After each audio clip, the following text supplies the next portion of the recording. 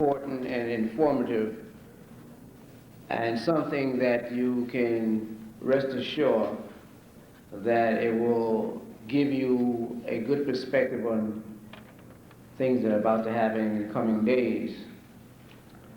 As you know, this particular forum is geared to deal with this particular season and a lot of the things that happened within that particular time span. Very commercial season, a very sentimental season, nostalgic, one where a lot of people are into depression because of their alienation and loneliness and their impoverishment.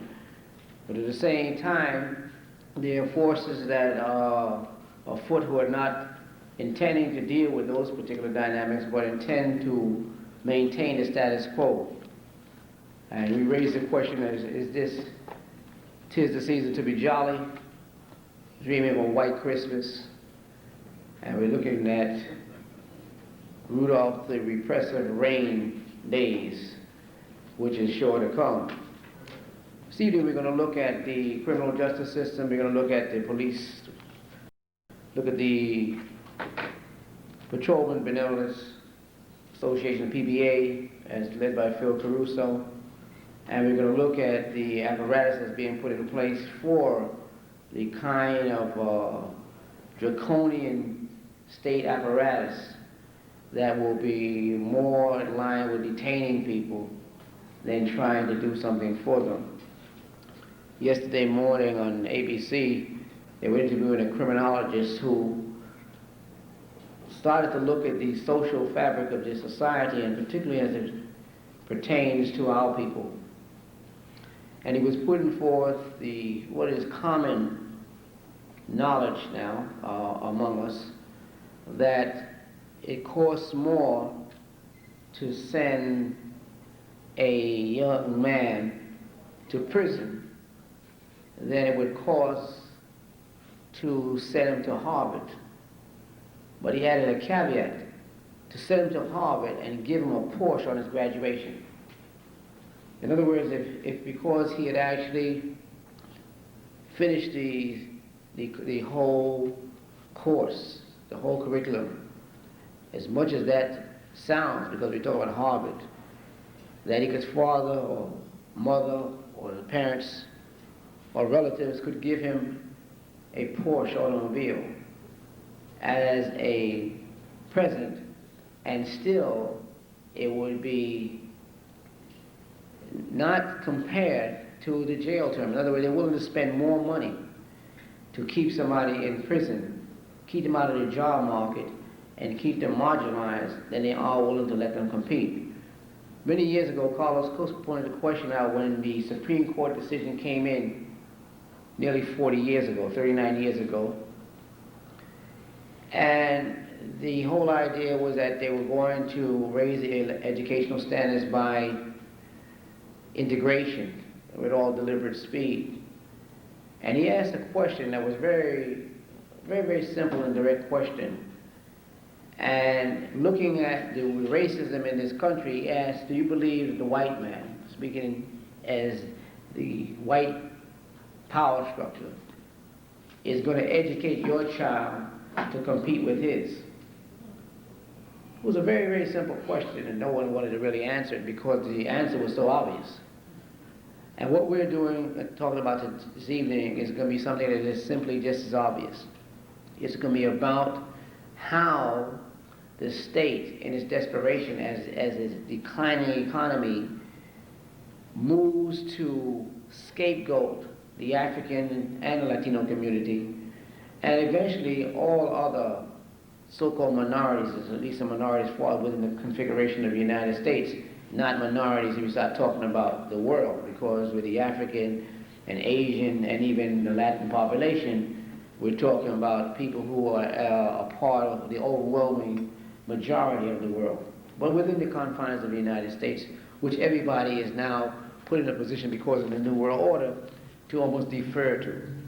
There are a few places where they are still holding up the banner of revolution and trying to struggle against their continued oppression and exploitation, but they're very, very far and few. And even there, the pressures are so drastic and so demanding that they're having to make accommodations, whether we're talking about from South Africa to Palestine to Cuba to everywhere you can think, even to Vietnam, that they have to make some kind of accommodations to the new world order, the decline of the Soviet Union. And we also see the proliferation of the one of the most growing commodities, that is the drug trade, which has now become the cash crop of many countries. If you go to the Golden Triangle, we'll find that in places like Burma or Myanmar and Thailand and Laos, but particularly in Burma with Kun Sa, who is the warlord there, the imperial warlord, the drug baron, who wanted to get out of the drug trafficking, but was told by Bogarts, who you may know as a right-wing a radical, who was looking for some missing in action people in that area, discovered the drug connection and came back to the United States and reported, and they told him to mind his own business. Just as Kun Sa had told him that he was doing what, you know, the U.S. authorities really wanted to do. We've heard recently about the situation in Venezuela. We've heard about, you know, of course, you're now finding out the real situation in Haiti, where, as President Jean-Bertrand Aristide pointed out just recently, that each year 48 metric tons of cocaine passes from the Cali cartel in Colombia going to the Dominican Republic, and that the hunter down there, particularly Colonel Michael, forgive me for losing his name right now, Michael Jean, I'm just losing the last name, but anyway, between him and Raul Cedras, that these guys are skimming off of all these millions of dollars each year. And of course, one of the reasons why that they didn't want Aristide and don't want Aristide in that particular position in Port-au-Prince in Haiti is because he was obstructing that. He was intending to try to break it up. If you were to go all over and start to look at this, and then the recent explosion of an individual, one Colin Ferguson, and suddenly the whole height, intensity of the campaign against guns is now focused on that the black person who can go off can take out so many people that they really become terrified, particularly when they're doing explode in the suburbs. It's interesting that at the same time that even the Jamaican community, once Colin Ferguson was identified as a Jamaican national, they were trying to deny his nationality, saying he's an African American, he's here, you know. I mean, they didn't want to even set up for him. But if you look at another Colin, Powell, who was responsible for killing more people, innocent people, the Jamaican community and others, they embraced him. They want to accept him. He's a hero. If you look at this other Jamaican that was on the front of the Carib News, who lost a leg and an arm in Somalia, and they make him a hero. When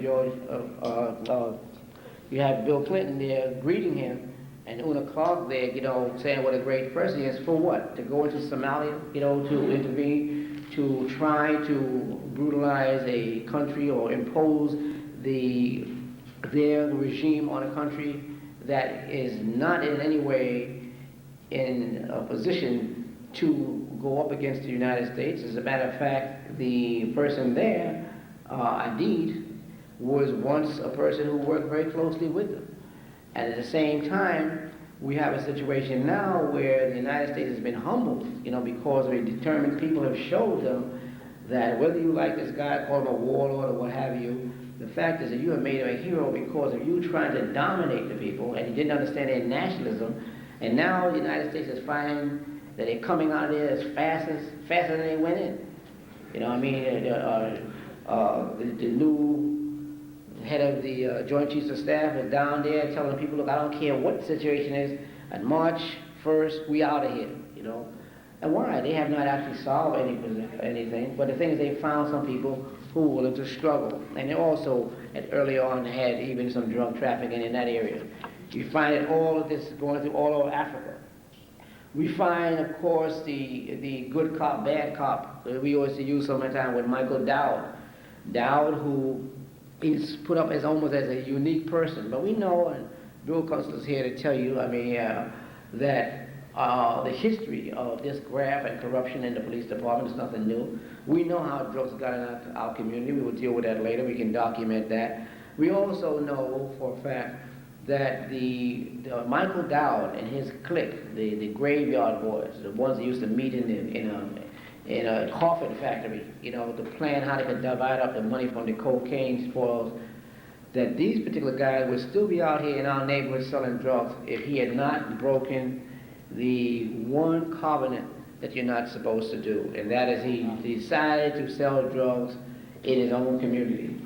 That when he started to go back to Suffolk County and to Port Jefferson and start selling drugs then, that's when the Suffolk County police moved on him. Later on, they helicoptered Lee Brown up there to pose and looked like, you know, that they had done it in New York PD. But we know, you know, the New York PD is definitely not a organization that's about to block any drugs. As you know, Bill Kunstler worked on the Adam Abdul Hakim case, particularly the first one, Adam Abdul Hakim, now, well, people previously knew him as Larry Davis. And you also know that most of the stuff that the Marlin Commission was investigating, that we had told them that a long time ago, and Adam, who we insisted that they bring down, they never brought him down because he could deal directly with some of the specifics that they needed, something that the cops couldn't even go into. But if you look at this particular array of graphics, you know, and how the Colin Ferguson story is being portrayed, you would feel that this is something that black people do all the time. Now, if anybody would study the history of mass murder in this country, you know, and in fact, the history of mass murder in this country is the history of this country. This country was founded on mass murder. This country was founded on mayhem, you know, and people going off and killing innocent people, you know. This country was founded on genocide, and violence, and the gun. If it was not for the gun, there would be no United States of America. This country was founded on romanticizing the gun. They took people like Jesse James, old Confederate soldier, and his brothers, and they glorified them and made it, even though they were supposed to be bandits, they made them heroes. They took all these kind of people who were gangsters, and you would never know when you saw the movies if they were supposed to be the villains or they were supposed to be the heroes, because they created this whole aura about taking things by the gun. But what happens is now when other people start to do that, then it becomes a bitter pill. The whole struggle of the Civil War, the controversy of when or do you bring the black man into the war? They didn't want to arm Africans. They knew that if they armed the African, that they would have a problem. But at the same time, they had to arm the African in order to win the war. And then the idea is disarming them. And what they're trying to do right now is to disarm people. And we have to be very careful about this whole thing. Yes, guns are a problem, but guns are a reality. As you can see here, white people, you know, are all going to the range. Right now, people are trying to beat the Brady bill going into effect by buying up all the damn guns. You know, control is a very interesting word. It means to exercise restraint or and direction over. In other words, control is an objective term. It's not something that is very negative. You can control something by putting more things out there or taking things off. What they mean by controlling guns, they mean to control guns out of the hands of people who could actually be a threat to this society, not the gangsters, because those people are part of this society. They work with them. They work with them trying to overthrow leaders in the so-called third world. They work with them in bringing drugs into this country. They work with them in a number of ways. They even work with them to the point where if they want to assassinate a person as high as the President of the United States, that they would not even do it without taking into consideration what role the mob could actually play. So the gangsters are not who they're after. The Constitution calls for the people to have guns, not because of anybody going to go off on some kind of a highway, you know, or somebody who's going to go off as an individual, but because the Constitution was looking at the state becoming repressive. And it said that when a long train of abuses comes up, you know, to the point where it becomes unbearable, it is the duty of the citizens to actually be able to put down that oppression and overthrow that particular type of situation. And that's the reason why the people were supposed to be armed, so that they could not be imposed upon like they had been done in Europe. So the thing is that what they're doing right now is to make sure that the people who would be progressive don't have any arms. That's why we're going to show you, and before you leave this evening, we want you to make sure you pick up the, there's a book, the New Police Guidelines, and the reason why we'll put them out there for sale, because they were given out at the press conference and we couldn't really, get that many, only get one at a time, but it's because some people need to see, because all of these tactics, these plans that they have are for peaceful demonstrations. The graphics will show you clearly that the people who the police are now trying to repress and cordon off and use all kind of military tactics against are people who are carrying picket signs. So it shows you that the political dissent is what they're really after. And so we need to look at that. We need to look at the decay of our society. Several times have started a campaign because of this particular photograph by this creep in the Times 2 weeks ago, a whole thing about a portrait on the drugs that are menacing our society. Now, our people didn't come here, as drug addicts. They didn't come here as alcoholics. They didn't come to any of those places of society. We also have to take into consideration the fact that the things that we do is learned behavior, what they're concerned about, and why when this guy, Colin Ferguson, went off on the Long Island Railroad, and you couldn't find nothing by looking at the news to find he was black. There was no soundbite that it mentioned his race. All the Simon editors had edited that part out. They had sanitized the particular, the news for that particular evening. Why did they do that? They did it because the police had to close down the whole operation. When this happened, and they finally grabbed this man because when he was reloading, they had to take him somewhere where they could actually try to find out what was going on. They didn't know if this was part of a move by some forces that was getting ready to start a revolution. Here's a guy come on the train, and when you come on the Long Island Railroad, any place like that, you don't expect to come out of that. There's no way in the way you can plan to go into something like that where you expect to survive, you expect to live. So this man was, or whatever he was doing from his own self, he was on a mission. He was going to do something because of whatever he had in his head, or whatever he thought, which ain't too far-fetched, from what the real deal is, because even when you start talking about complaining about the number 2 train, now all of us have been saying that. All of us said that the number 2 train is a conspiracy because it goes through Harlem. Now that they put that in the paper, and more people say, I feel just like he did, because I thought that the whole thing about the train, the number 2 bus, people look at we have to think that way, because we have been a victim of conspiracy from day one. But the fact is that if you start to look at mass murder, and Professor James Fox was a leading criminologist and wrote the book Mass Murder, and he teaches up at Northeastern University in Boston, and pointed out that there is a profile that they know, and that's why everybody assumed that the person on the Long Island Railroad was a white, because that profile is usually a white person in their 30s or 40s who was a working person, never had a arrest record, would never, just explodes and goes off. And there's some things I'll get into later on that shows you that within the same period, how many people went off and shot people all the time, all of them happen to be white. But now they use it to try to bring back the electric chair, because what they want to do is bring the death penalty back. That's one of the reasons why they're trying to urge, Como not to run. Now, we don't have nothing for Como. But the one thing he's actually been steady on is that he's been making sure that the electric chair doesn't come back, that they don't bring it. Why would we be against it? There's some of us who, because of moral considerations, we don't want to see the death penalty enacted. But there are people, too, who can appreciate societies that have, in a desperate situation of trying to make sure that people are not going to continue to create havoc in their society, have to take, these kind of drastic measures. But if everyone knows that the death penalty has been applied from a racist point of view. So we cannot give anybody blank check to go ahead and deal with it. There were times when the electric chair at Sing Sing, whenever it was going to be used, particularly with a black person, that the correctional officers up there would call their friends and tell them, come up tonight, we're going to find a nigga. You want to see it burn or see him burn? And they would do this. This is something that I'm not making up. This is something they used to do. And they would actually invite their friends to come up there to see somebody get killed, whether the person was innocent or not. They just did a story 2 days ago about a young man that now people believe he's very innocent.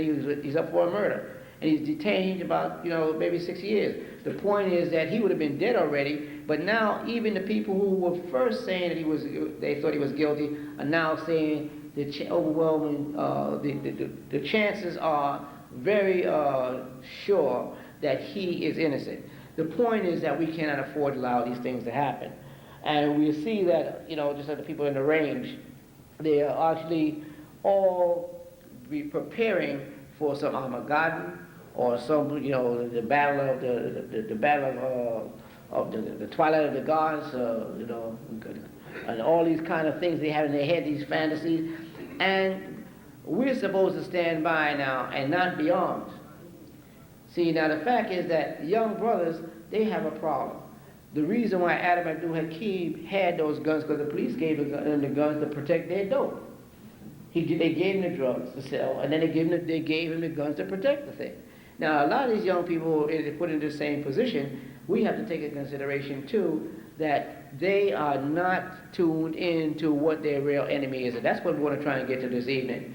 Of course, we cannot afford to have situations like that without people dying and constantly being killed because of their own self-hatred, that they still are blind and they're so infatuated with and a lot of young people have played themselves out of pocket. We're going to talk about that too, because we do criticize our people. We cannot love our people if we don't criticize them when they're wrong. We are objective in that we criticize white people when they're wrong. We criticize black people, anybody else when they're wrong. But more than that, we criticize a system which we know is structurally wrong and will never be able to benefit the majority of our people in this country, nor will it be able to even benefit the majority of white people. Only a few white people, who are able to control, and the real minority group that these folks should be looking at is that monopoly ruling class, because if 20% of the population had controlled the wealth of this country from before the Civil War, and it's even more drastic now, you don't have to be a financier, you don't have to be a mathematician, you don't have to be a sociologist, you don't have to be a person who's an economist to understand that if 20% of the population controls 80% of the wealth of a country or anywhere, that means 80% of the people, that is the majority of black, brown, red, yellow, and indeed the majority of white people, are then forced to fight over the remaining 20% of that wealth.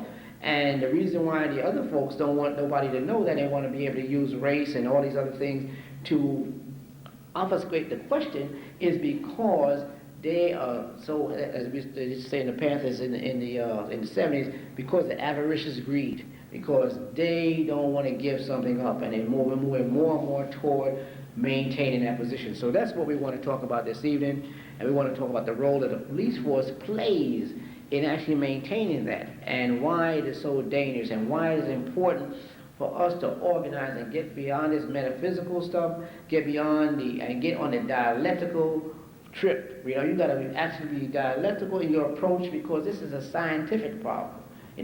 Racism is applied very scientifically. It's not very emotional with these people.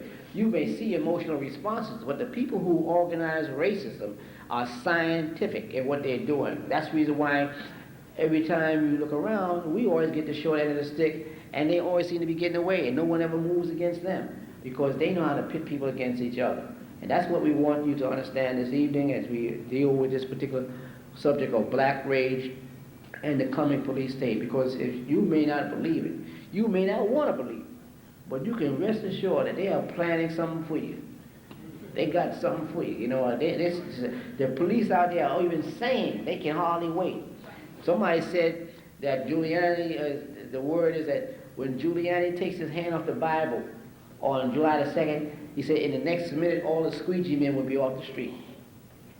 And then the vendors, and then, while they're doing this, the gangsters will still be in the street.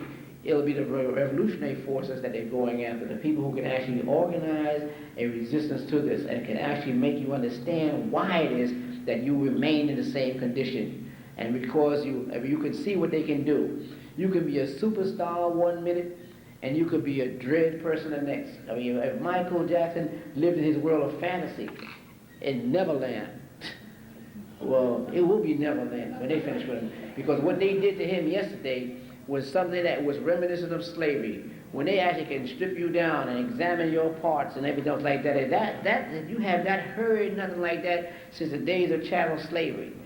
And for him to come on and have to do that, and he's supposed to be the biggest. You know, he got all the money. You know, he's so popular. He got a whole lot of white friends. You know, and they could run him across the world, make him come back and humble himself to do that. And we know that we ourselves would not entertain, you know, pedophilia. You know, we're not into that. You know, that's a thing. That's a no-no. They have a society here of rich white men called the North American Man Boy Love Association, NAMLA, that believe in that kind of stuff. You know, but they don't chase them all over. You know, these people still operate. The church is full of them. I mean, the church loses so much. You know, the church loses so much money now. You know, that they now one church. As a matter of fact, they're saying now that the insurance company, they want to try and beg money from the people. Say, no, you pay it. Let the insurance company pay it because you defended these people. And people send their children to a church, and you know the good father there would say that he's sworn, you know, to abstinence. He's not going to deal with any women. So he said, that's cool, but you forgot. There's other ways. Other ways for them to get a thing off, you know. I mean, so while you were looking at the woman question, you know, he had other designs, you know. He had that wasn't what he was interested in the first place, you know. And we're talking about millions of cases. So this is what we're talking about, you know. What is it to make a big thing about who's gonna march in your parade when you parading all kind of things through the church? You know, you're knocking people off on the real deal, you know. So let's look at that. Let's examine these things. We are iconoclastic tonight. We're going to destroy everything, you know, the whole situation. We don't believe in Christmas, you know. You know, we know that, first of all, that it was like Carlos Coast told us many years ago. First of all, there ain't no shepherds sitting on no ground in December in that area, that region, because that's too cold, you know.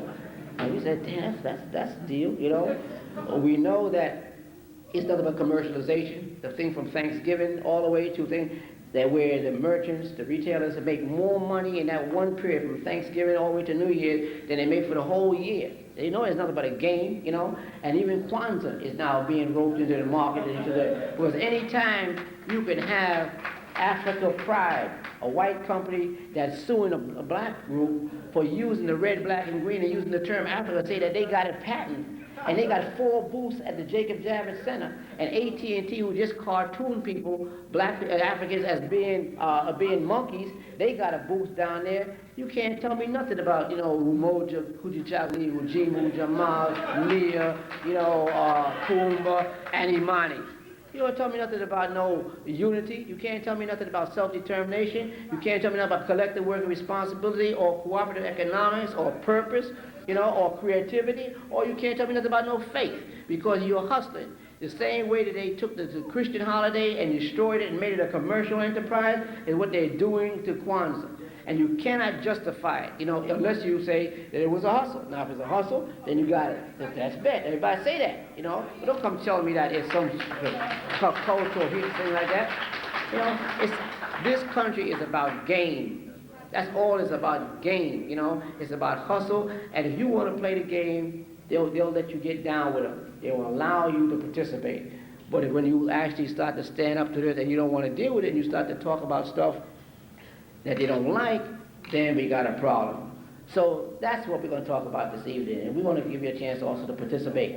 At this particular time, I want to introduce somebody that is familiar to a lot of us, particularly those in the movement that have to struggle and have needed some counsel, and who has about 50 years, you know, of supporting progressive causes and everything else, and like, you know, we're people who believe that we deal with the folks who are shown who they are by their actions. And although it's a kind of time where, even though we don't believe in these kind of holidays and this whole merriment and stuff like that, there are times we have to tell people, look, you got to interrupt your family thing and come and do something. So this particular time, I'd like to bring you one of the most outstanding civil and human rights attorneys that we know of, you know, William Kunstler.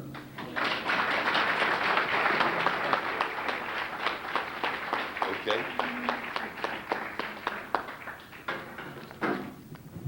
Thank you, Elombe. I've been to this school many times. It's a very well-named school, and as the announcement indicates, the House I live in was Harriet Tubman's house in 1857 and was a stop on the railroad.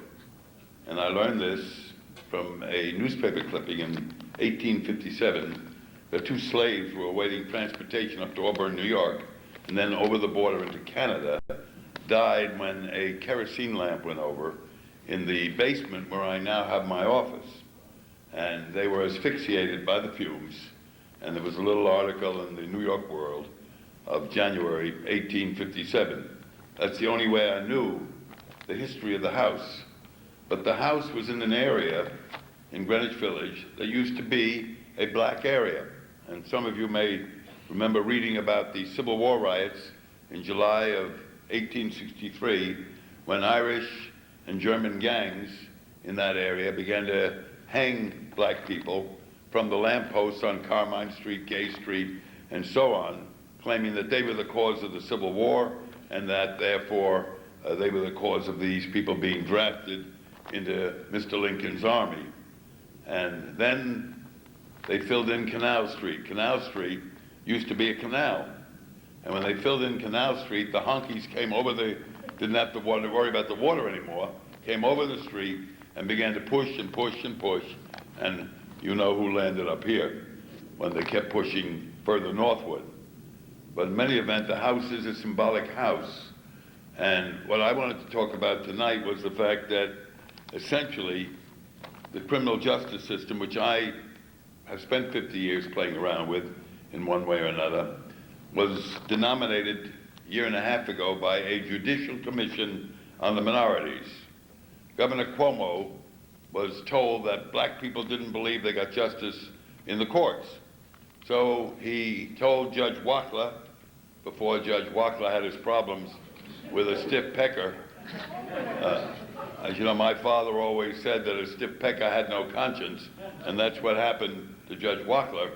But in any event, Judge Wackler did appoint Franklin Williams, a black judge, to head this commission. And they worked for a year. They had meetings all over the state. They interviewed judges. They had public meetings. And they came down with a determination that there were two systems of justice in the New York State area, one for blacks and one for whites. And that was worse than it was in 25 years ago when the Kerner Commission, a national commission, found exactly the same thing. And a black person, essentially caught up in the criminal justice system, doesn't have a prayer if the system wants to roll over that person. And such a person was Yusef Salaam. Yusef Salaam is the 15-year-old kid that was in the first Central Park jogger trial.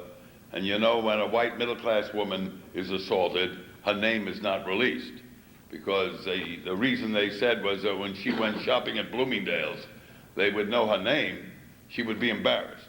But you know, many poor white women, many poor black women are assaulted constantly, and of course their names get spread right out. But in any event, this syndrome of black perpetrators and white middle-class women being sexually assaulted in Central Park sent a shockwave throughout the white community. Donald Trump took out a full-page ad saying they ought to be executed. And today a billboard went up in Long Island saying public execution for Colin Ferguson, and shows a picture of a decapitation and blood streaming down the billboard. And you don't find that with even the worst white serial killers.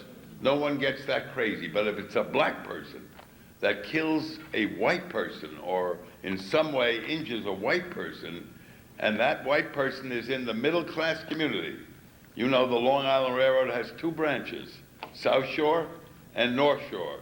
This was North Shore, because on South Shore, it's the black branch. North Shore is the white branch. And this was a North Shore situation. These affluent commuters were subjected to the barrage that was somehow worse than anything could happen in the black community.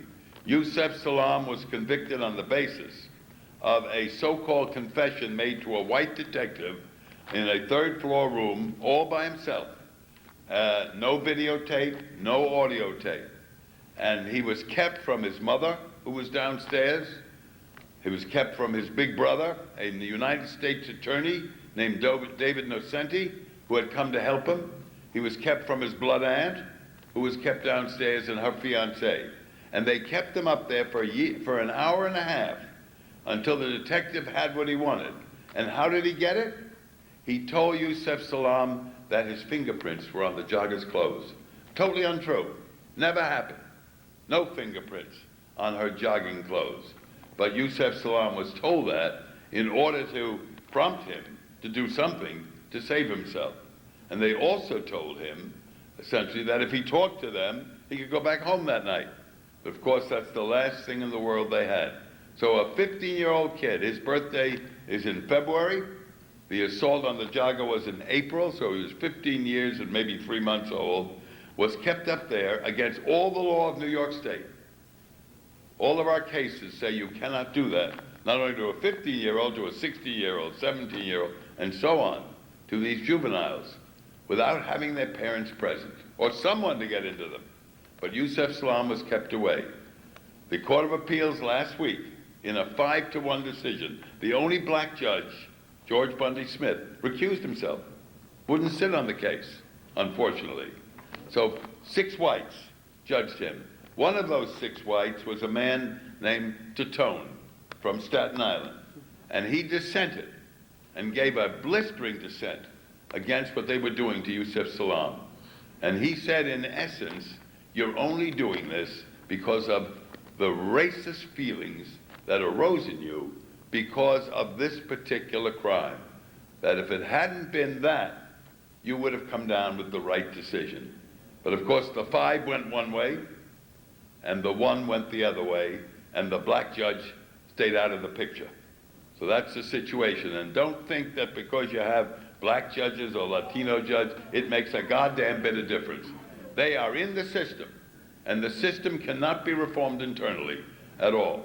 It can only be reformed, if at all, by people in the street, by fear. If they are afraid, then something happens. Witness the acquittals of the 4 cops in LA, in Rodney King. Then when the whole place blew up, 52 people died, in walks Bush, in walks Clinton, a new indictment in the federal courts. But even that, the convictions they got were a total compromise. The convictions they got were to that jury a way of getting out of that jury room without being killed by the police tomorrow or seeing LA blow up again. 2 were acquitted and 2 were convicted. Of the 2 who were acquitted, one of them is shown on the film stomping with his foot Rodney King's head. But they made a decision there. We can't convict them all, or the police are going to go after us. We can't acquit them all, or you're going to have another problem. Not a riot. The white people call it a riot. It was a first-class rebellion. We're going to have another rebellion in South Central LA.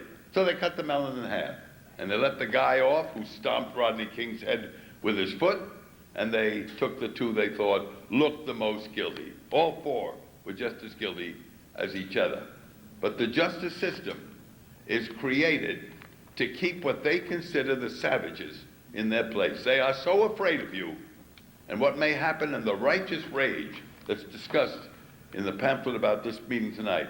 They are deathly afraid of it. Why do you think the 41st precinct in the Bronx is known as Fort Apache? A Fort Apache was on the frontier to save their asses from the Native Americans whom they had defrauded and massacred and murdered and despoiled. So they named them Fort. Fort this, Fort Collins, Fort that. Why do we need a precinct in New York called Fort Apache? Why is the Bronx County Courthouse called the Fortress? Because this is a cycle of the police, the prosecutor, the judge, and the warden. And the idea is to, if you can't shoot them all dead in the streets, then lock them all up, warehouse them to death. And then if any cop ever gets accused of crime, he opts for a judge-only trial, he gets a white judge, and he is invariably acquitted. There are no known convictions with white judges of white police officers accused of murder in the streets. Even if you remember the sergeant that shot the poor woman trying to move her, apparently, and help the housing authority move her, and shot her, Eleanor Bumpers, shot her, shot off her hand with the knife, and then shot off her head. Why shoot off her head when the knife is on the floor and you're dealing with an emotionally disturbed woman? That officer, Stephen Sullivan, was acquitted by a white judge. He opted for a non-jury trial. If he had gotten a jury in the Bronx, he'd be doing time today, no question about it. But the system is geared to prevent that.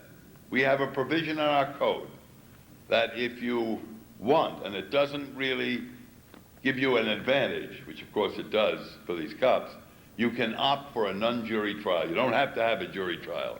And every white cop that is accused of murder in the streets gets that kind of a treatment. We have a white judge, no jury, and they are invariably convicted or acquitted, never convicted. So we have a system that is the enemy, no question about it. I work within it only in connection with cases like Adam Abdul Hakim, who was the only black man in the history of the Republic to be acquitted of shooting 6 police officers on the grounds of self-defense.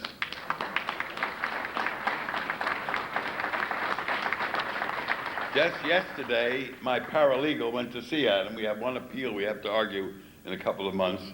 And Annette Phillips went up to see him and was arrested because she had a letter opener in her purse. A plastic letter opener, not a knife. They accused her of a knife.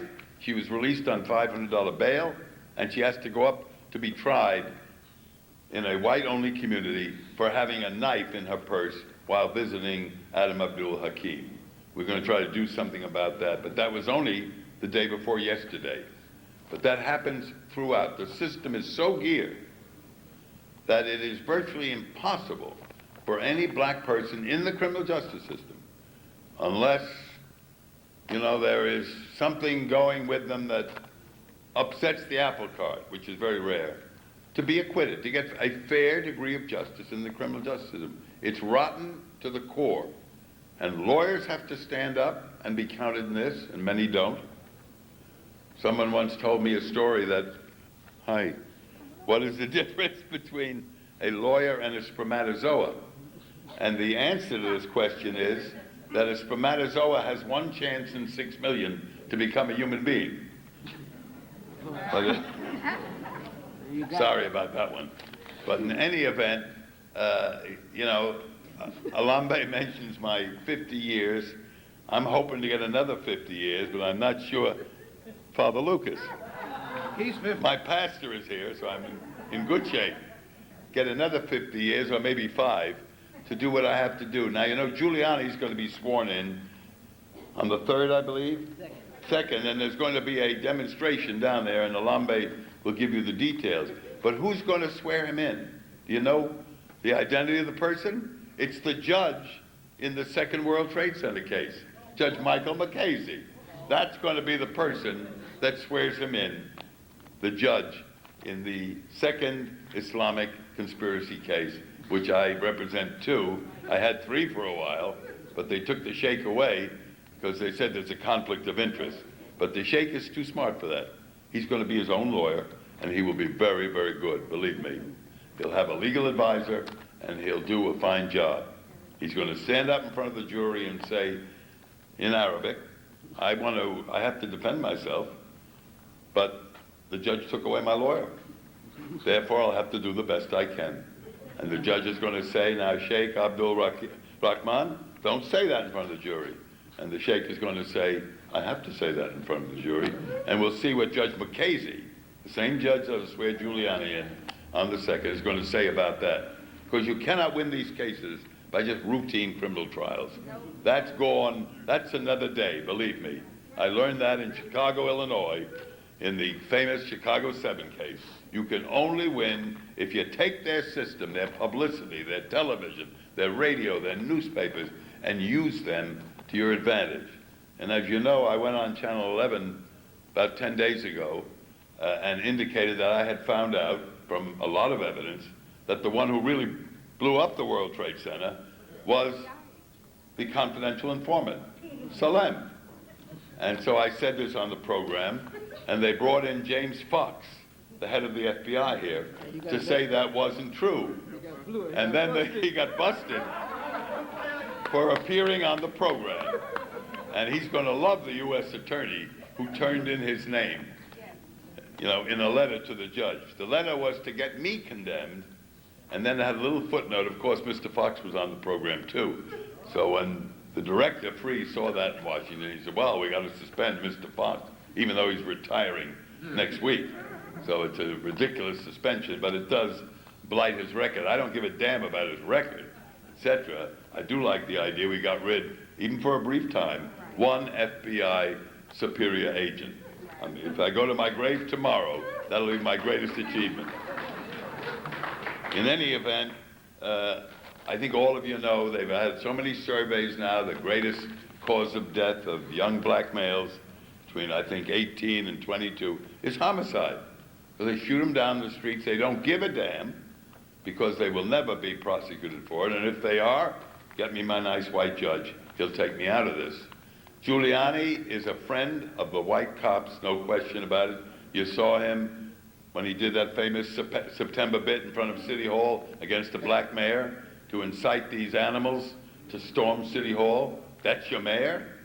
The guy who told the EMS people the other day that he ought to take a friend of someone living in his house way up, miles out of the way from the hospital he should have gone to, and humiliated and embarrassed these EMS people, and used a term asshole against them, which he now denies that he ever used. But I think he's going to have a disastrous administration. He doesn't know the city. He doesn't know the city. David Dinkins at least knew where you go and what bureaus were in operation. This man is just an ambitious son of a bitch who wants to be mayor because that's the next step to something else, he thinks. And he is backed by all the worst forces. There's no question about it. The white community elected this mayor, and they can have him. So on January 2nd, I hope people are down there to make this inauguration a notable event. I just had a few more words because I don't want to stop Viola and Larry from their appointed rounds here. And I have to get back to something I have to do tonight. I have to go back to the Metropolitan Correctional Center to meet with some of the defendants in the World Trade Center case. The second trial, the trial of the so-called conspiracy to blow up everything and kill everybody. As you know, these Muslims were accused they're going to get D'Amato.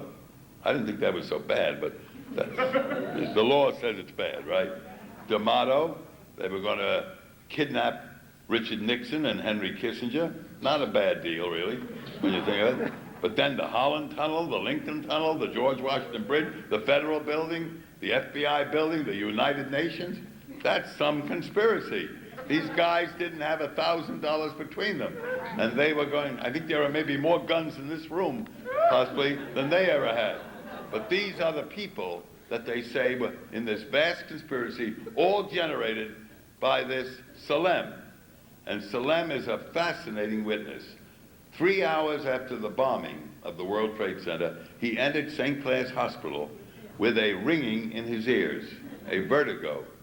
And I learned from an unimpeachable source that he had ear trouble when he fired a rifle on the range without having an earplug. And every time there's a big bang, his ears go off. Well, there was a hell of a big bang on February 26th at 12:15 p.m.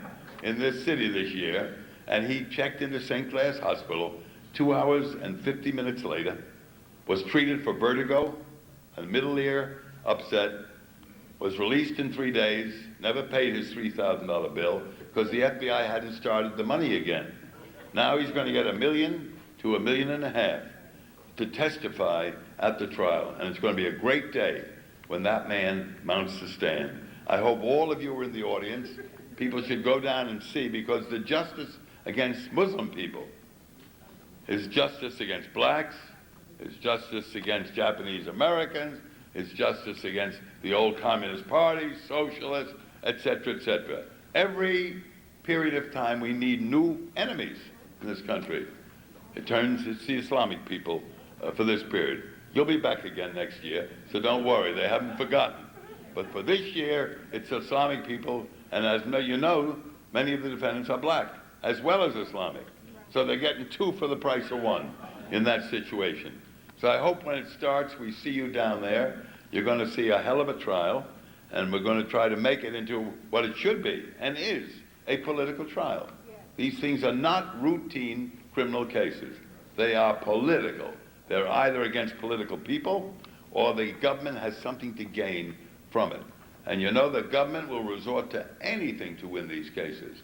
Look at the state troopers, the 8 of them, who took fingerprints. One of a black woman who was accused of murder took a fingerprint from a fingerprint card, lifted it with Scotch tape, and put it at a scene on the murder scene so she would be indicted. She was sentenced to 17 years to life. She got out when this was discovered. Now she's suing for $500 million. But the point is that they will do that. They will do anything to move fingerprints around. These are state troopers. They take an oath. I will uphold the law. Our duty is to serve and protect and defend. And they are full of shit, as you know. Pardon the language, Father. So I will leave you and get back to the prison. But Father Lucas, I think, will probably take my soul and make amends for me next Sunday, I'm sure. So thank you very much. Take care.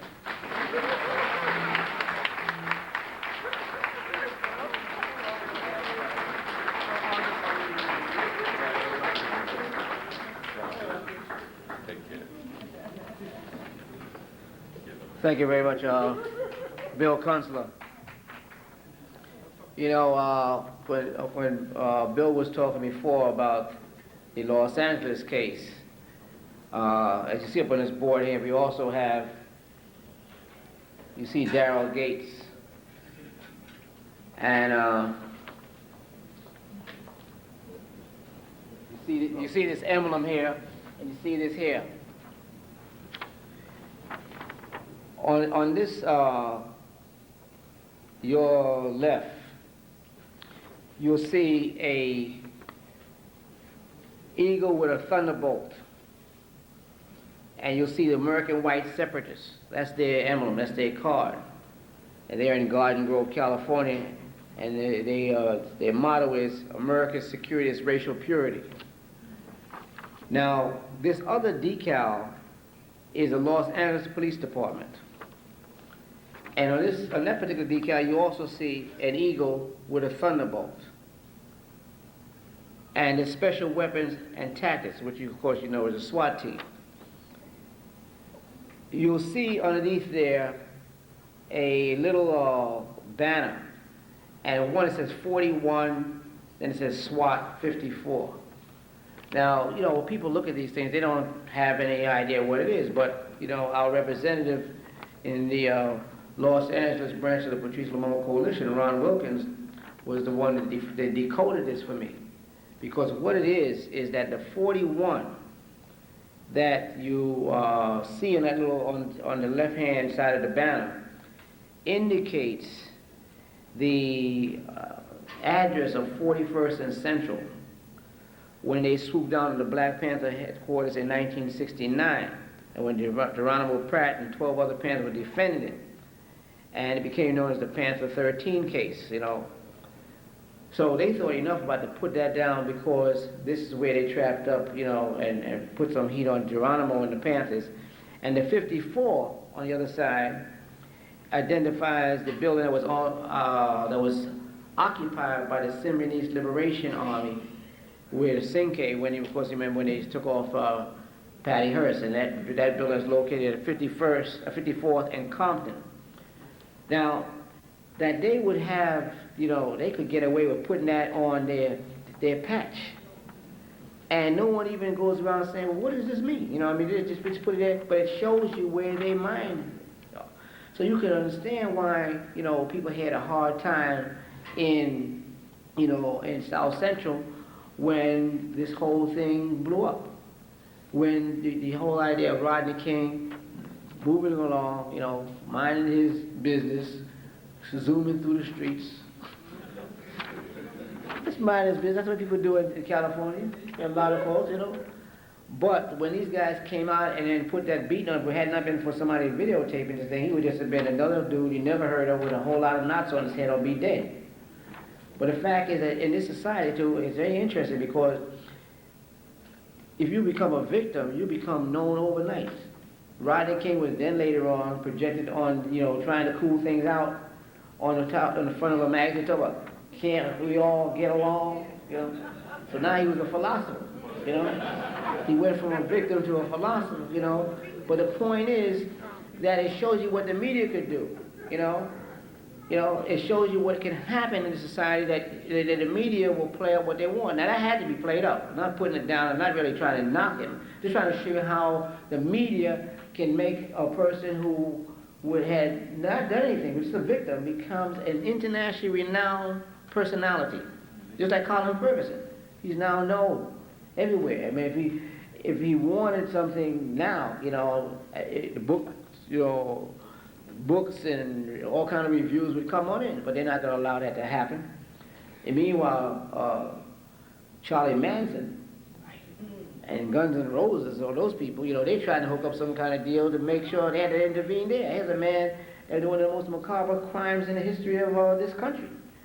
And again, it shows you the double standard. But the fact is, what we are looking at is that what this police department is really all about. Now, this particular time, I want to call on our brother Ozzie Thompson, who's just been named the president of the National Black Police Association Northeast region, which is New York and Jersey. Now, Ozzie has been with the police department he's retired, and is one of the people who not only has been able to show that within that particular time he was in the police department, he was correct in how he dealt with trying to root out crime and corruption, whether it was like people who were parasites, social parasites within our own society, or within the police department. And so, that's something you can be proud of when you can go through, your career without having to have a bunch of people say you did this, that, and the other, or you became one of these kind of cops that becomes notorious by beating up their own people. But more than that, he's also one of the people who's actually marched with us, in the streets. Many police don't do that. They usually are there, they're on assignment, and they have to accompany the group that's going through somebody else's community, or if they're trying to stop us from even going through our own community. But Ozzie Thompson has been very, very helpful throughout the years, and particularly, you heard him on WLIB often when he'd come on and give up some information, interpret some things that we may not know. So will you please welcome at this time Brother Ozzie Thompson.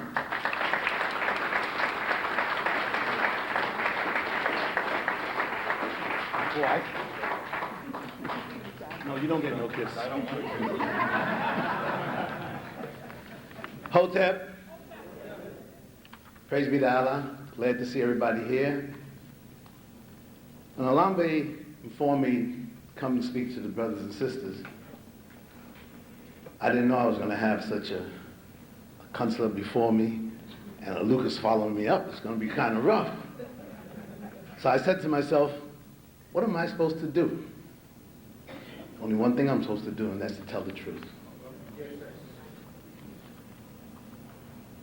Born and raised in Harlem, raised in the Bronx. By the way, my godson is here right there. Very proud of him. And I was an angel that everybody would tell Mrs. Thompson's son, why don't you be like him? But I was the warlord of the Save the 2nd Division on 145th Street and 8th Avenue. My godson's father was my #1 right-hand man. We decided, we went to the Bronx, Longwood and Dawson. We had a 2nd Division over there. The M5s, a lot of other groups were all there. And I said to myself, yeah, I know what I'm doing. I'm getting over on my mother and father, because they don't know. They're dumb West Indians. They don't know what they're doing. I'm bad. I know I'm out here doing my thing. Before I went to the Navy, came out to Prospect Theater, showing off for all the brothers and sisters. Peg pants, bopping. And as I crossed Longwood Avenue, I heard, Sonny! I froze. I didn't know what was going to happen. Everybody split, gone, but I was up there. Couldn't move.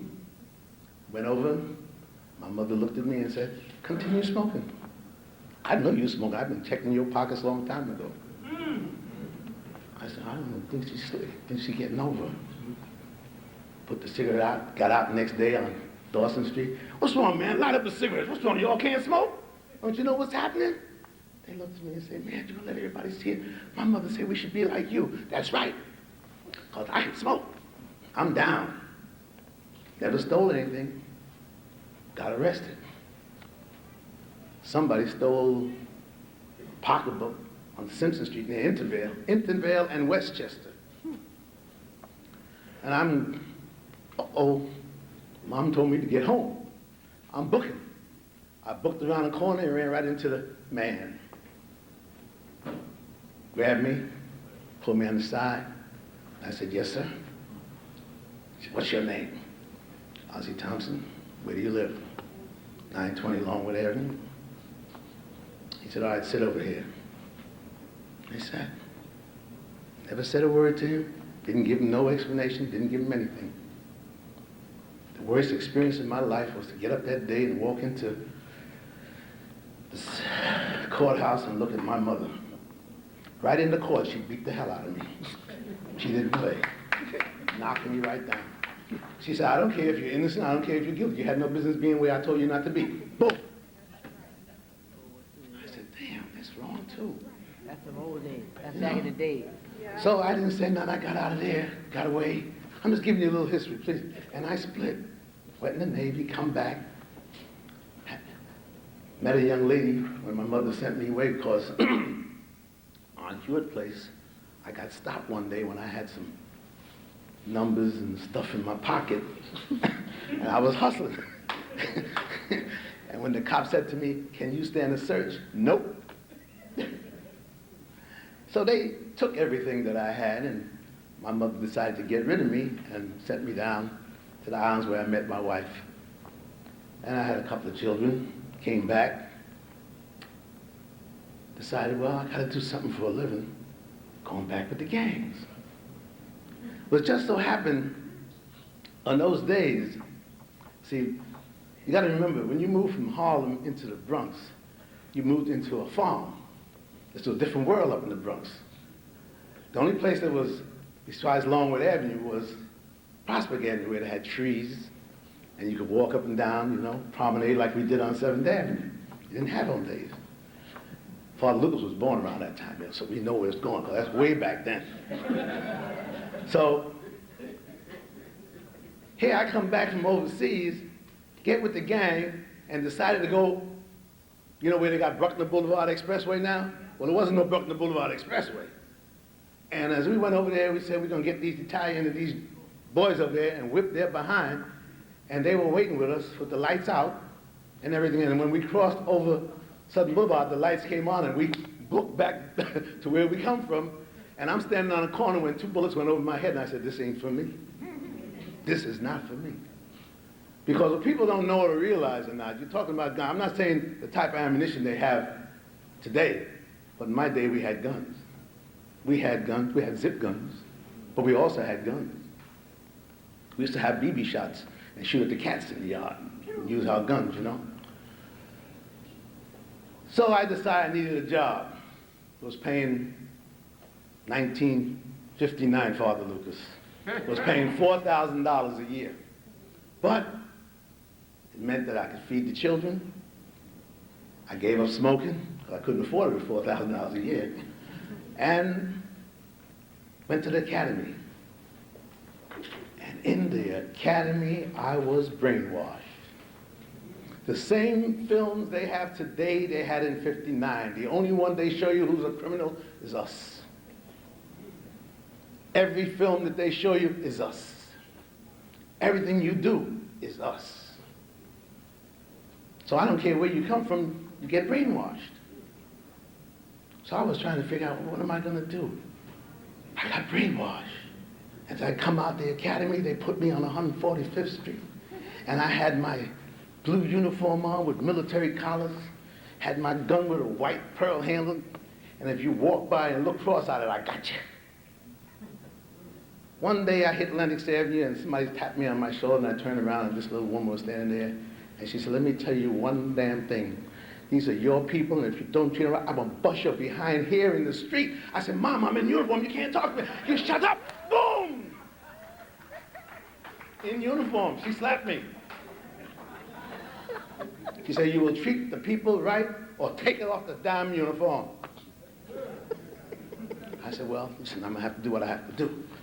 So I went out there, and I started working, dealing with my brothers and sisters. We had a gang called the Untouchables that stretched from First Avenue and 125th Street all the way down to Chinatown. Mixed gang. And that was my first choice. I went in there to deal with the gangs, and I got over. Why? Because I said, hey, man, what's wrong? You afraid of your colors? We used to have jackets. We had everything. We let everybody know who we were. Copians, M5s, and all of that. Everybody knew who we were. And the guys started getting along and talking to me, and I was rapping with them. Got to stand up. There was a couple of shootings. I took him. Guy got the gun. I took him in. Never hit nobody. Got in the precinct, the old 2-5. And as soon as I sat the man down, the cop come by and looked at him and said, oh, you had a gun. I ought to bust you. And I said, you touch him, he's yours. I didn't have to hit him. Don't you put your hand on him. Anybody that's my prisoner, you don't have to hit. I said, you want some coffee? You want something? I gave it to them. I went and got it. Because he got it locked up, I locked him up. He's my prisoner. 28 years, I never fired that gun. I got marks. They couldn't understand. I gave out one summons. I got hell because I only gave out one summons in 28 years. You know why I gave out that summons? I had a brand new squad car turning 96th Street and West End Avenue and somebody hit me. Oh no, I ain't gonna pay for this car. I had to write him up. He had to get written up. One summons. I believe in the old school. When I went on Lenox Avenue, when I went right across the street here, license plate, call, license plate so-and-so. He lives so-and-so? Okay, thank you. I go up there. Man, come on here, get this car off the street and move it. What's wrong with you? You scared? Get that car out here before you get locked. I did it right here on 127th Street. I walked on 127th Street before the school was built. And it was a crap game. And I said, yo, brothers, break up the crap game. Don't be having no crap game here when I'm working. They look at me and say, listen, man, we got the car. I said, well, if I come by again and I find a crap game, you're under arrest. They didn't believe me. My partner, Reggie Threat, and I came over here, found the crap game, 22 fellas, lined them up in column of 2 and marched them to the 26th precinct. 26th precinct looked at them and said, what? No. I said, look, they were shooting dice across from the project. He said, come on, get out of here. Don't you know they took care of the car? Get out of here. I said, oh, you don't want to arrest them? No problem. About face, march, all the way to the 3-2, and I booked them there, right through the streets of Harlem. Made them pay it. They said, man, we're only going to pay a $2 fine. Don't shoot dice when I work. That's all I ask. I'd be walking down the street, and the man would be taking the numbers and everything. He stopped when I come by. And he said, what? I said, no. The sergeant said, how do you do this and nobody else could do it? I said, because numbers raised me. My mother bought my clothes and everything with numbers. You know, she played penny numbers, man. You know, I said, but if you're wrong, and I catch him, I know how to testify, because I'm an expert. Which I did. But I did not believe in brutalizing my people. It's hard. And when it came time to get out there in the street, as Elombe just mentioned, my dear over here can tell you, I walk the streets. And I believe as a police officer, I come from you, I am you. So I have to walk with you. When we went to Tawana Brawley, yes, Tawana Brawley was raped, I know. Right. I didn't see it. I wasn't there. Father Lucas and I, we started to go into the prison. They almost had a cliption before we went over there. We went up, we marched around. They had a young, I don't know if he was young, some white cop used to stand on the corner when we were marching and put his foot up, bald-headed. What did I do? I walked right in here and move your foot, mother. And walked right over him and turned to the black cop. Why you let this guy do it? Well, he's supposed to be bad. No, he ain't bad. The only bad one I know is dead. They moved. When I got back to New York, they said, what are you causing trouble for? I ain't causing no trouble. If my people want to demonstrate, they have a right to demonstrate, and I know the law, and I will back them as long as they stay within the framework of that law. Tell them where they can go, how they can go, what they can do. And if you feel you have a problem, you tell me and let me talk to the leaders of the march. And that's how it's done. And I believe in it. But now you come ahead and you start moving out here, and what happens? I decided, well, I think I did my little thing. Let me get into the PBA. Oh, we're going to have a black. Well, I was with the housing police, by the way. I was taken out by Lindsay to put into work with all the police officers. So, you know, Lindsay was, how long ago was that, Lucas, when Lindsay was mayor? Oh, I know you were a young man. I figured that. But anyhow, he picked me walking, and we went out there. So I couldn't understand why did people don't want to relate to other people. So I'm in the PBA, and I went up to Albany and helped push a couple of bills, and I learned something. What did I learn? The PBA and the legislators are one if you have the credit card. You walk into a senator's office, and you say, let's go to lunch. Well, I got a bill I want to get through. Yeah, well, let's see. He said, who has the credit card? Who's taking us to lunch today? I got the credit card today. Each union had a day to pay the credit card. And they start working. That's why they got all the things. Let me tell you something else that you don't know about a PBA. You talk about, what's his name, Caruso? But remember something. Stop and think. He gets his salary from the police department. He gets the same amount of money from the union. He gets $25,000 from the health benefits and welfare. He gets $25,000 from the optical thing, and I don't know what else they got. He goes to these seminars and they pay him. He'll do anything to keep that money in without putting on a uniform. If you don't think he will, I know maybe some of you will do it for less. And I said, I'm going, ooh, this is good. I could take care of my family, buy a house. And guess when I got ready to run for the PBA, who do you think shot me down? The black police officers. Called my home. You think he gonna win? We gonna fix it. You could hear the radio in the background, call radio. They voted against me. And you know what I did? I took them to court. The same guardians that I'm a proud member of, I took them to court. I couldn't win, but they lost. Because they had to pay all court cases, all court fines, and they were told by the judge, if the members elect somebody, don't you turn around and change it. You're a fraternal organization as guardians, but he was elected by you to run in the PBA, and you should have backed him. So we took a backward step. And I went back the next meeting, paid my dues, and sat down, and had these so-called detectives get up and tell me, you took us to court, mother. You know, I say, sit down, because you ain't going to do nothing. They talk the talk, but they don't walk the walk. So when I got out there and I finished that, I started helping. I want to know, why don't you come out in the communities? We had what they call a council of police societies made up of black police officers from New York, Philadelphia, Atlantic City, Bridgeport, and New Haven. Jimmy Hargrove, who's now a commissioner, who I hope will get a good job, who was one of ours, he decided we're going to meet with Renault Robertson and a bunch of others in Chicago and all over, and they all met and they came up with this idea of forming a national black police association to get out, to help their community, to work with their communities, to teach their communities what the law is all about, to teach the black cops that they're not about to use a black brothers and sisters' head as a tom-tom to show that they're not prejudiced to their white partners. We decided that's what we were going to do. And we met 25 years ago and formed this organization. I thought, well, wonderful. I said, now I can sit back and I know they're going to do the thing that they're supposed to do. First thing, 25 years, and they only got $5,000 in their treasury. Where the heck were they doing with the money? I know the dues ain't that heavy because we can't get brothers to put money in their pocket like the others do and pay their dues. They'll go out to the bar, you know, hi baby, buy your drink, you know, but they put up the money to pay your dues. Nope, $25 a year is too much money. So we were in a little trouble. So I told him, I think I better come back in and maybe I could get some of the younger brothers. Because young brothers and sisters want to do things to help their community.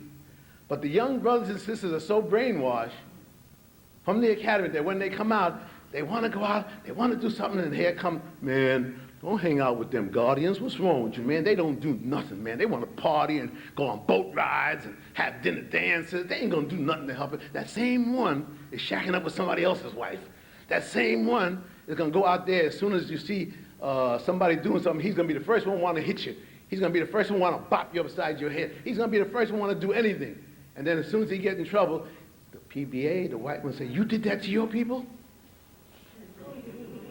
I wanted Kunstler to stay here so I could tell him what he said was right about every single cop that's white. But every black cop has been fired, has been done everything to him by the white judge. He can't ask for one judge. He better try to get a jury trial because he's in trouble. I don't know why these black cops think they're the same. They were born black. They were not born blue. I don't know what's wrong with them. I lost a good sister over here, a young sister that I was trying to train to take my place in community relations. And the minute I put in my retirement papers, she started snorting coke with a whole bunch of these white ones, and they figured, well, it's time. They found her in a hotel. They came back and turned themselves in and went to the hospital, and they're still working, and they come in there and found her all full of coke. She's fired now. We so believe in them. I don't know why do we believe. I used to have a little thing I used to keep in the back of my head. I don't know how true it is, but I always say it. I used to Father Lucas, by the way, he is my cousin, but I don't want to acknowledge that right now. But he used to always argue with me and raise Cain, because I used to say, you ever see a puppy and a baby? Watch the correlation there. They're born, they play, you take them to get their shots. And they come out and they cry. The minute you take that baby or that puppy into the hospital and you see that white jacket, ah! He ain't crying now. Daddy crying because you remember that shot. The dog and all of them do the same thing. Why don't we remember when we see that white person? Why isn't that indebted in our back what had happened when they brought us to this country? We didn't ask to come here. And when I get ready and start to talk to my brothers and sisters about these things, the first thing they tell me, you want to cause trouble. You better be careful. We can't afford to lose these. What do you lose what? What are you going to lose? If you get this job, you get another job. If that's so bad, because they're going to bring up my charge. They took my gold badge away from me because they told me I was out here talking too much. I can't talk to my brothers and sisters. I was told by an inspector, when we go to meetings in Harlem, you only speak when I tell you to speak. So I got up and went to my black superior officer. So-and-so said so-and-so. No, that's a good man. He played ball with us. He's always in the gym with us. He's good. You wrong. Something wrong with you? I said, now, if my brother could tell me that, I think I better get out. So what I'm doing now, to let you know, is I'm going out here. I'm going to schools. I feel that I could get out there. See, everybody's talking about adopt a school. You listen to all this BS and this crap. Sure, if you adopt something and then you go on to something else, what happens with those people that you first talked to? I found out the hard way. I went to a school, IS 175. We had first graduation was 20 or 25, and I went to that school because I couldn't see Koch buying uniform for my black children. We ain't doing nothing. So we went and we adopted and we tried to help. This past June, they had 300 graduates from 25. It makes a big difference. We got our kids. And we went out there, and after I talked to the kids, I came back the next time, and the first thing they told me, oh, you came back. That shook me up.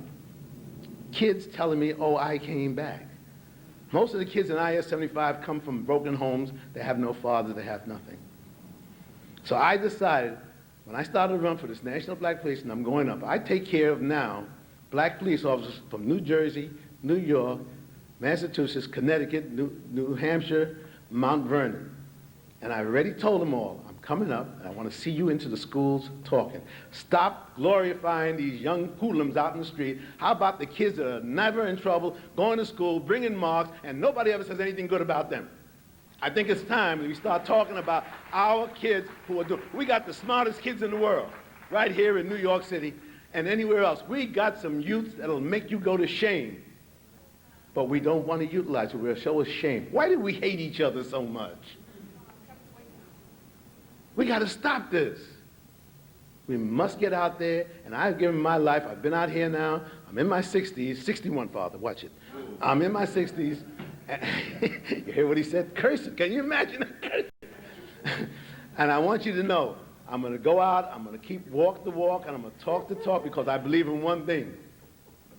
Without you, there's no me. And without me, I can't help you. And I thank you.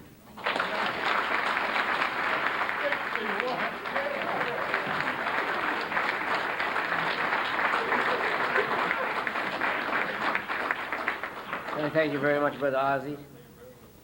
You need more black police that will have a orientation like that. You know, we'll be able to do something. Because obviously, in any society, you're going to have police, unfortunately. We find it in revolutionary societies. We find it in capitalist societies. We find it even in, you know, totally reactionary societies. They even have some people that they have to arrest, although all of them are gangsters. The fact is that you have the police department should be relative to the people who are being exploited. And the fact is that in our society, because of the reactionary and counter-revolutionary behavior pattern that's been molded, that a lot of our people have become plagues on their own people. The fact is that the majority of people who are victimized in the black community are victimized by other black people. Now, we spend a lot of time saying there's nothing such as black-on-black crime, and we theorize about it, why we can say that. But it doesn't make any difference to the little old lady or old man or the person who's victimized in the community for you to talk in some abstract notions when she knows that the perpetrator of the crime happened to be the same as her. That when she sees a person black with his hat on backwards or sneakers, she gets, you know, her blood starts to run cold, palpitations of the heart, because there is a pattern that is developed. In Denver, the police have drawn such a strong profile of what they think a criminal is that they say 2 out of 3 black people, young black men, could fit that particular description. So that we know that as far as the police department is concerned there, the 2/3 of the black community, young black men, are potentially criminals. When we start to look at what the Sentencing Project pointed out a couple of years ago, that at least 1/4 of the black population is in the criminal justice system in some form or fashion on any given day. They're either in prison or probation, parole, you know, or they're, you know, on trial, you know, 1/4. And the thing is that what they're doing is actually creating mayhem in their own community. When Colin Ferguson exploded the other day on the Long Island Railroad, 2 things are for sure. One is that it was kind of unusual for a black person to do something like that in a situation like that, because that's, like you said before, the profile is a white person. But the fact is that black people explode every day, but they implode in their own community. And so if you look at the statistics, black people are doing this kind of stuff every day, killing innocent people, calling people, they shoot at somebody, miss them, and say they just knocked off a mushroom. You know, people have no human quality to them. I mean, they don't even see it. They don't, guy is supposed to be bad, gets into a shootout, grabs a baby and holds the baby as a shield for him to try to get away. I mean, some of the things that our people are doing. You know, you never thought years ago, I would say back in the days, you would have never thought that somebody would actually go and find that in order for them to get over, they would suck tokens out of a turnstile. I mean, the first time I saw that, I couldn't understand what was happening, because I didn't understand what the cat was doing, you know what I mean? I mean, whoever heard of, you know, actually standing by a turnstile will plug the thing up, and then tell you, the thing is jammed, go through the gate. And then when you let that person lean down, put their mouth over it, the most unhygienic, type of, larceny I ever saw, and suck a damn token, I mean, that's old stuff now. I mean, who would have thought that people would dress the way they do? People wear raggedy clothes. The one thing black people have been historically known for is style, trying to set the style. I mean, we would never be caught with no stuff like that. When Ozzy was talking about what happened when his mother would slap him with his military uniform or his police uniform, that's the days that unfortunately Marvin Gaye found about, as much as we love Marvin. Because that was the thing when we all came up, your father or your mother said, I brought you here, I'll take you out of here, and they meant that. I mean, they would actually kill you if that's what it caused for you to embarrass them. And you know that you couldn't tell your parents anything, because if the neighbors saw and they did something to you, you ain't gonna say somebody slapped me because they said, well, what did they slap me for? Because you did so and so, then you get another beat. And the thing is that discipline. But see, the society works in a way too that now your kids can tell you, if you threaten them, they'll report you, child abuse. Things that needed, because a lot of children are abused, and that's the reason why we got a lot of this kind of, this kind of very heinous behavior, where they have so callous, they don't feel nothing about anybody. They can just dispatch you and go about their business. Somebody say, hey, it's not because you gave the wallet up, or the purse. They kill you just to kill you, So that means we know they can kill, but the thing is they will not actually kill or try to attack the system. And the thing is that what we have to do is to try to develop a consciousness so that our people, if they are even armed, that they will not become a threat to our community. Because if the black community is without arms, if we come to the point where black people are all turning in arms and white people are rushing to the NRA to get them, then where are we? This is something we got to look at. Control, again, I told you, you got to understand what the word, gun control means. They mean they want to control a society where the most oppressed will not be able to come into a, not just a defensive posture, but to be able to take offense in trying to defend their life and liberties. And that's what we have to look at, because we're caught in a situation where they're only promoting, and unfortunately these young rappers, they're the ones that try to set up this kind of jive thing that they're gangsters. Well, I'm glad they spell it the way they do, because they're not really gangsters, Bumpy Johnson was a gangster. Bumpy Johnson was very serious, too, in being a gangster. But he also had a political consciousness that in several occasions when Paul Robeson was in trouble, and Paul Robeson was seen as a person who was on the left, that Bumpy was not only willing to do his to deal with the situation itself, but had people who was ready to back up Paul, to the max. When you start to see what happened the other day with Pablo Escobar in Colombia. Now, we don't have nothing for Pablo Escobar, because Pablo Escobar has caused us a great many problems with the Medellin cartel putting the cocaine into our communities. But in Colombia, where he was, in his particular hometown, they had a hell of a funeral for him. They saw him as some kind of a benefactor because he took care of his community. The mafioso, the Costa Nostra, the Union, the Black Hand, whatever you want to call it, all its various names, they had rules and regulations how they were going to deal with utilizing drugs. I mean, we saw that clearly in The Godfather, and we knew it anyway, that they said, look, this is a plague if it gets out of hand. So we will try to make sure that we don't deal with it in our communities. You take it to the blacks, to the coloreds. They ain't got no souls anyway. They can afford, to take this thing. And so it was organized like that. And if you took drugs out of the black and Latin community, the crime rate, so-called, would be so negligible, there'd be nothing to talk about. But because of political issue, that when crime is used to characterize black men and black women to the point where they would just be seen as that they can be just dispensed with at any moment. Because in a situation where people are being projected to be social outcasts, social misfits, parasites, then when the state moves on them no one really cares because they say, look, we had to do something. They were tearing the whole thing around. They're even talking in terms of civilization. And see, unfortunately, a lot of people from the so-called third world come here and play this game that in order for them to get over, they have to step, the one thing they don't want to be is on the bottom. So since black people already been put on the bottom, they're not going to stop and try to find out what our plight is. They try to make sure they get away from us as far as possible because they are coming from upward mobility. But what they don't realize, when I looked at the Giuliani, when he was celebration, when he was going to come down to claim the victory, and I saw these Sikhs there with these turbans and everything there. I'm saying these guys, they're running around voting for Giuliani as if we don't read the papers.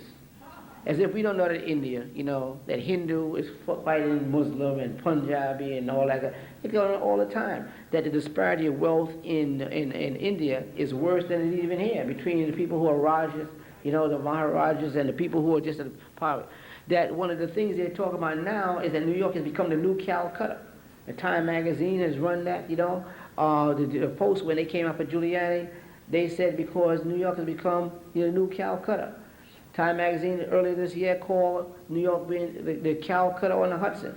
So where's Calcutta? It's not in Africa. Calcutta is in India. We see Koreans fighting in Korea, all the time with the police. The police got their batons and they got their shields, and the Koreans are fighting them. Those are homogeneous societies. We're not there. They have a crime rate too. Everywhere over the world where there's people, there's a disparity, where people are being ripped off, there's gonna be people who are gonna try to live by their wits and try to get over. And so for other people to come here and try to make believe that we're some kind of aberration, we're so out of touch with what everybody else is doing, that we are criminals. We're the only people who came here that our presence here is a crime. We're the evidence. We're stolen property. We're the only people who can act. That's the reason why I always argue that for black people to ever think in terms of being capitalists or black capitalists or whatever is almost impossible because we were the only people in this society who ever was held as capital. Nobody in this society, nobody's history is the same as ours where it came down to what we were seeing in the economic, social structure, that we were capital. We were just like they bartered things with animals or different parts of the industry. That's what they did to us. And it was our labor that actually built this land. This land was built by stolen labor on stolen land. Therefore, anything that the people who actually accrued any benefits from that is ill-gotten gains. There's ill-gotten gains. There's no sense for them to become like their society. In going into Africa, they took people of royal blood. Many people had royal lineage. One of the most famous cases, the Amazigh Mutiny, with Joseph Cinque, was a Mende prince. But a lot of the Europeans, in fact, the majority of them, were coming out of places like Newgate Prison. They were indentured servants. They were people who all owed something to the state, and they said, why should we just let them rot here? Send them to the New World, let them deal with it. And this is what we got to look at. We got to look at who we perceive who we are. Understand what that's all about. When the people who has been very, very astute at this and who's been able to do this thing, particularly at the heart of the whole contradiction of this country, particularly in the question of religion, because this thing is supposed to be, God shed His grace on thee, In shedding His grace on thee, He actually said it was cool to kill out the Indian, do what He did to the African, because after all it was, Bartholomew de las Casas, the Catholic or Jesuit priest, who actually felt that, he felt compassion for the Native American for being killed out and reported back to Rome what was going on. So he said, okay, we won't kill them out anymore. They're almost gone anyway. So what we'll do now is introduce the African to this slavery, So the thing is that we know what the church has done. The church is responsible for more mayhem and contradiction and murder and killing of innocent people and exploiting people than anything we can think of. Any communist government they want to name or name all together. Throughout the history of what has happened in this world, they're more responsible for death and destruction and for exploitation, slavery, capitalism, and everything else. So we don't have but where we find somebody who's within that structure, who is living the life of liberation theology, because that's what's going on in Latin America right now, that priests who were all identified with the oligarchy are now identified with the people. It was Father Camilo Torres in Colombia, or I like to say, who pointed out that every Catholic who's not a revolutionary and who's not on the side of the revolution lives in mortal sin. We have our own Father Camilo Torres in the person of Father Lawrence Lucas. So thank you.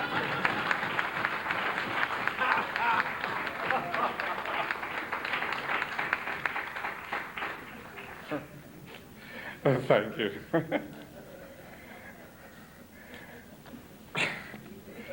I'm not sure what I'm listening to. After this old man got up and said he was only 61, I figured it was time for me to leave.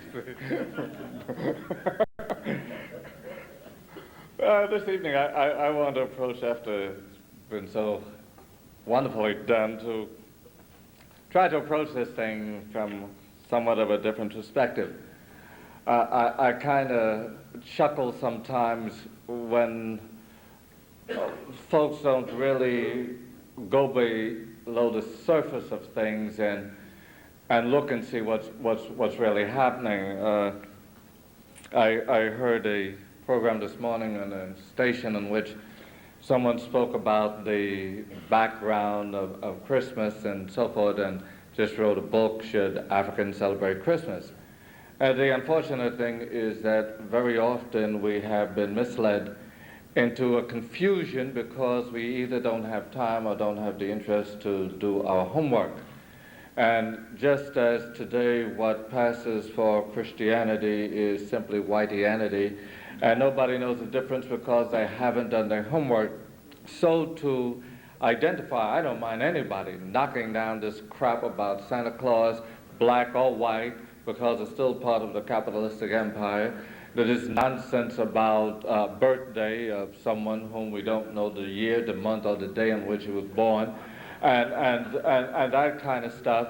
I don't mind them knocking that down as far as they could go. The only problem I have is when you are ignorant enough to think that's what Christianity is all about and haven't known that the white man who has distorted everything that he ever got in contact with or laid his hands about has done a job on this too.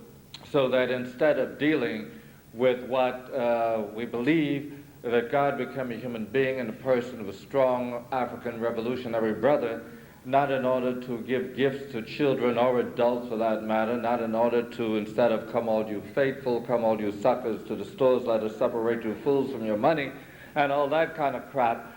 My problem is that when you are ignorant enough or maybe deceitful enough or running a game to pretend that that's what Christianity really means. Now, I grant you that maybe 80% of those who claim they are Christians haven't a clue as to what it means, and so maybe that may be true. But the point that I'm making is don't identify. If you've done your homework, you will know that for those who understand the background, the teaching, the serious teaching, that we would be the greatest revolutionaries that the world has ever known, instead of the dumb idiots that we have who think that what religion is all about is walking into a building, shaking your ass, clapping your hands, tapping your toes, and singing, and then walk out and share the same mentality, the same values, the same principles, and the same behavior pattern as those who would not be caught dead in the building that you just left. And so I often chuckle too about folks saying how in this day and age you could still claim to be, which I am, a Roman Catholic priest, knowing the institution so aptly described just recently by Elombe Brath.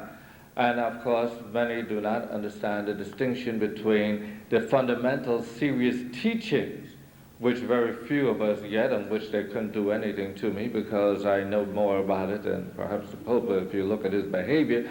But instead of to make the distinction between the serious teaching as opposed to the clowns and the clownesses from the top down who claim they are what they haven't a clue what really means. It's almost like, suppose your understanding of democracy was based on the American experience, then certainly you would have absolutely no use for democracy, because if it's anything, you would never learn what democracy is from the behavior from its inception, as Elombe pointed out, of what is now called the United States of America. So you have to distinguish, if you're going to appreciate or understand anything about democracy, if there's anything to appreciate about it, You have to first understand that the game they played, in order that most of us are confused and think that democracy and capitalism are one and the same thing, and that simply being able to go into a ballot and pull a lever is what democracy is all about. If you believe that, then of course you will never understand what a true democracy is really all about. If you take the example and the behavior and the thinking of 90% of those who claim they are Christians, and you could say that about my brothers in Islam, that if 90% of them actually understood and practiced Islam, you wouldn't have the society we're now living in or the world we're now living in. The point is, it's very easy to make the claim to be, but it's a whole different ball game to be what you claim to be in terms of your thinking, your values, and your behavior.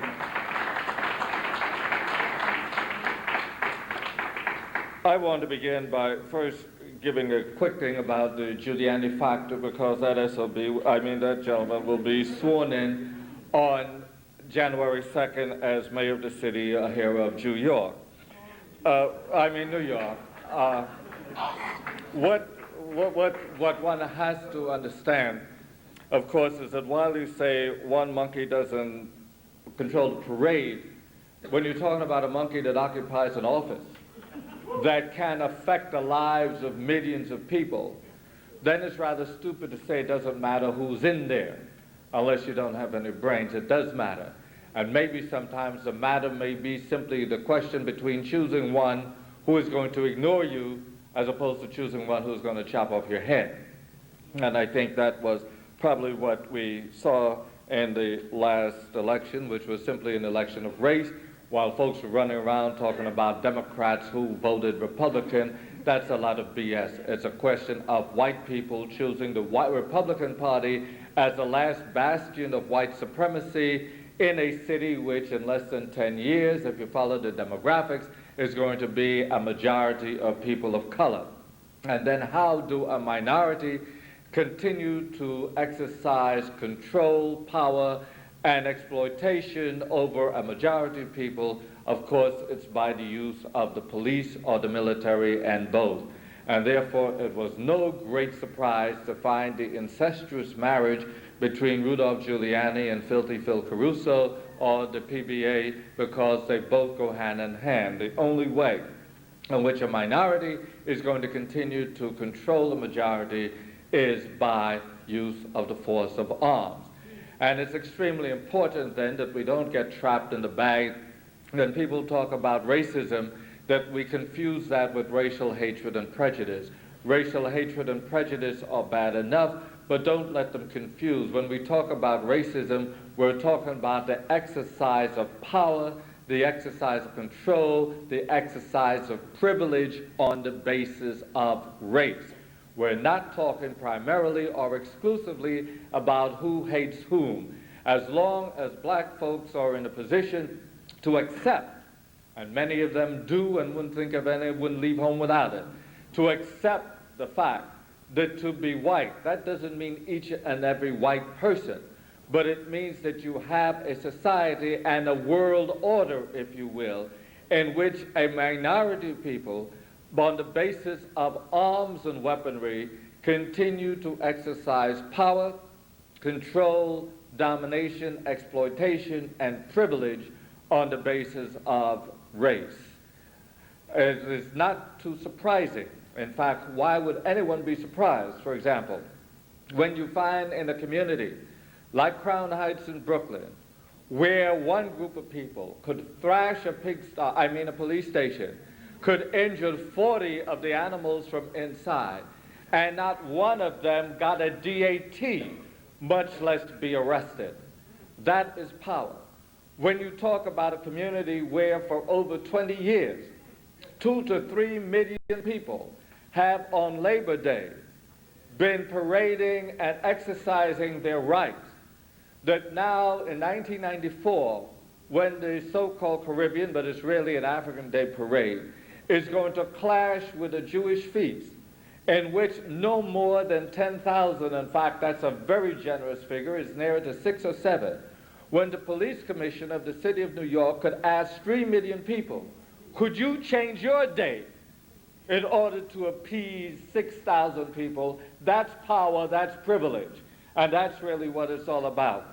When a federal judge, when people took over a housing project out there in the Williamsburg section of Brooklyn, and were lied to by the powers of the city that be, that if you come out, we will give you your fair share, when they represent folks who for over 10 years have been doubled up, tripled up, many of them homeless, and they were not to have, after the city behind their backs went to court on it, and to have a federal judge said that the Satmar of the Hasidim group had the first right to these buildings. Why?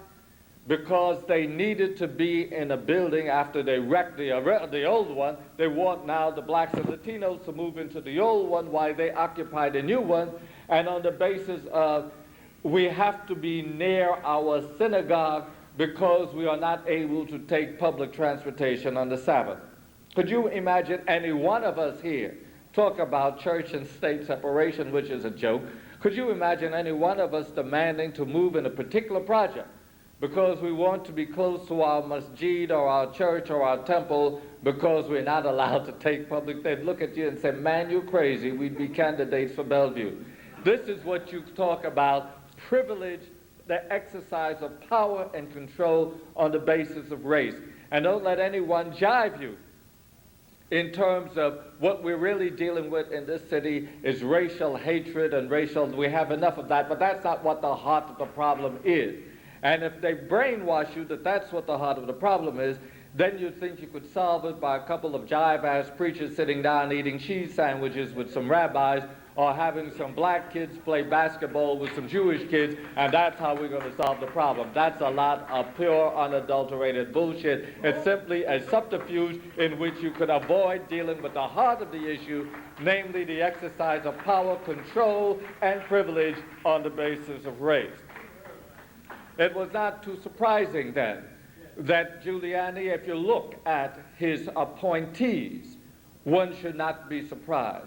To bring an SOB like Bratton down from Boston, of all places, a Boston police chief down here, when this joker, as head of the transit police, screwed any black of a position, which were only two anyway, Latimer and a lieutenant, and then in order to take away the jurisdiction from George Latimer, a black, he created a position equal to it for Michael O'Connor, who many of us believe to have some black blood like Leander Perez, and in order to pass and to continue to pass, is one of the biggest racists in the city, created a position for Michael O'Connor, and then when he splat from the city without warning because he got more money back up in Boston and left the transit, orchestrated, and unfortunately our beloved mayor, unfortunately with his head up Jew backside too often, or white folks, allowed O'Connor to become head of the transit police. Now I'm not about ready to suggest that Kelly is an angelic creature. He's as racist as any crack in the city, including his buddy Cardinal O'Connor. But what the problem is, that if you're dealing with a Kelly, and then compare the two, whether you're dealing with a red devil or a black devil, well, then I would rather the black devil, which was Kelly, rather than the red devil, which is Bratton. And to talk about it doesn't make any difference. It's a lot of foolishness or insanity, because it does make a difference, because the cracker on top set the stage for those on the bottom. Many of us in this community have already begun to notice. And after January 1st, you will begin, unless we understand it and is prepared to deal with it, you'll begin to see already the police are overreacting in our community. Couldn't even wait until January 1st. For the simplest of calls, you get now a response of 4 and 5 cars and a whole lot of baton wheeling, gun holding crackers jumping out, because now it's open season, target practice, and head beating. And we are going to have to deal with that. It is very interesting that Giuliani, some of his idiotic statements, and he's already talked about he's going to deal with street dealers. I have no more use for street drug dealers than I have for the man in the moon. But when you say that that's how you're going to solve the problem, knowing damn well that for every street dealer you arrest, There are 10 more waiting to take his or her place. And you're going to ignore the folks who are really bringing in the drugs by the tons. That you're going to ignore CIA top who admitted to 1 ton of crack in our streets. And if you admit to 1 ton, you know it's a hell of a lot more than that. If you're not going to deal with the crooked pigs who are some of the chief drug deliverers of the middle echelon in our community, who are the chief gun sellers in our community, then when you tell me you're going to limit yourself to the street, what you're simply saying, we're going to continue to provide jobs upstate for some of the most ignorant, uneducated, Ku Klux Klan crackers that you'll ever see who run the state system, because all what the prison system is all about is providing jobs upstate in areas where 25 years ago you couldn't think of building a prison, but today it's the in thing, because these dumb farmers who had never seen the inside of a school, who lived on the farm, but when the Reagan administration particularly allowed the big shots to overrun all the small farmers and put them out, they had to create what we call it, well, what's the thing that everybody hates when you talk about black folks, no, you know, to give us jobs that we're already, yeah, affirmative action. Yeah, affirmative action. All what the prison system is today is affirmative action for some of the most ignorant crackers that you'll ever want to meet. And if you don't believe it, go upstate. See, we may get fooled in the city system where you find a large percentage of black and Latino officers. When you go upstate, they're few and far between. Sometimes whole families. In some of the jails, mommy and pop controls the kitchen. And you could imagine the food coming in, the choice meat is not going to prisoners, it's going home to mommy and pop and cousin and uncle. And the homes that they get. Some of them, not only mommy and pop control the kitchen, uncle is the superintendent. That's what they call the wardens up there. And the whole family are toting guns as officers, etc., etc. Again, Giuliani finds that one of the major crimes, approach to crime, is to getting the folks off the street with the squeegees, washing your car windows, you see. Now, talk about, is that going to lower the crime rate in the city of New York when Giuliani says, come January 1st, you're getting off the street, hooray for our side. One of the things we don't understand, some of us, I don't suggest that you hear, how the system actually works. We are told by the same hypocritical animals that 80% of drug users in our society are upper middle class working white males. If you go out to Rikers Island, 86% of those arrested for drug dealing using are low income black and Latino males. Explain it to me. We did a survey and had a gig going in terms of automobile thefts. I don't have to tell you what happens why none of us want to drive new cars around. But you know what happens if you steal an automobile in Brooklyn and you look like one of us? You get arrested for the felony of car theft. If you're in Staten Island and you look at one of them, you get arrested for, what do they call it, misdemeanor unlawful use of an automobile. Joyriding, that's what the euphemism is, but it's unlawful use, which is a misdemeanor, whereas car theft is a felony. And that's part of the reason. That does not exonerate what we are doing to one another in our own community. The thing that we have to understand is, hey, it's only part of the overall picture. When you could decide that the initial stage of human life is not a person, and therefore if somebody shoots a pregnant woman and kills the fetus within her, you can't be indicted for murder because that's not a person.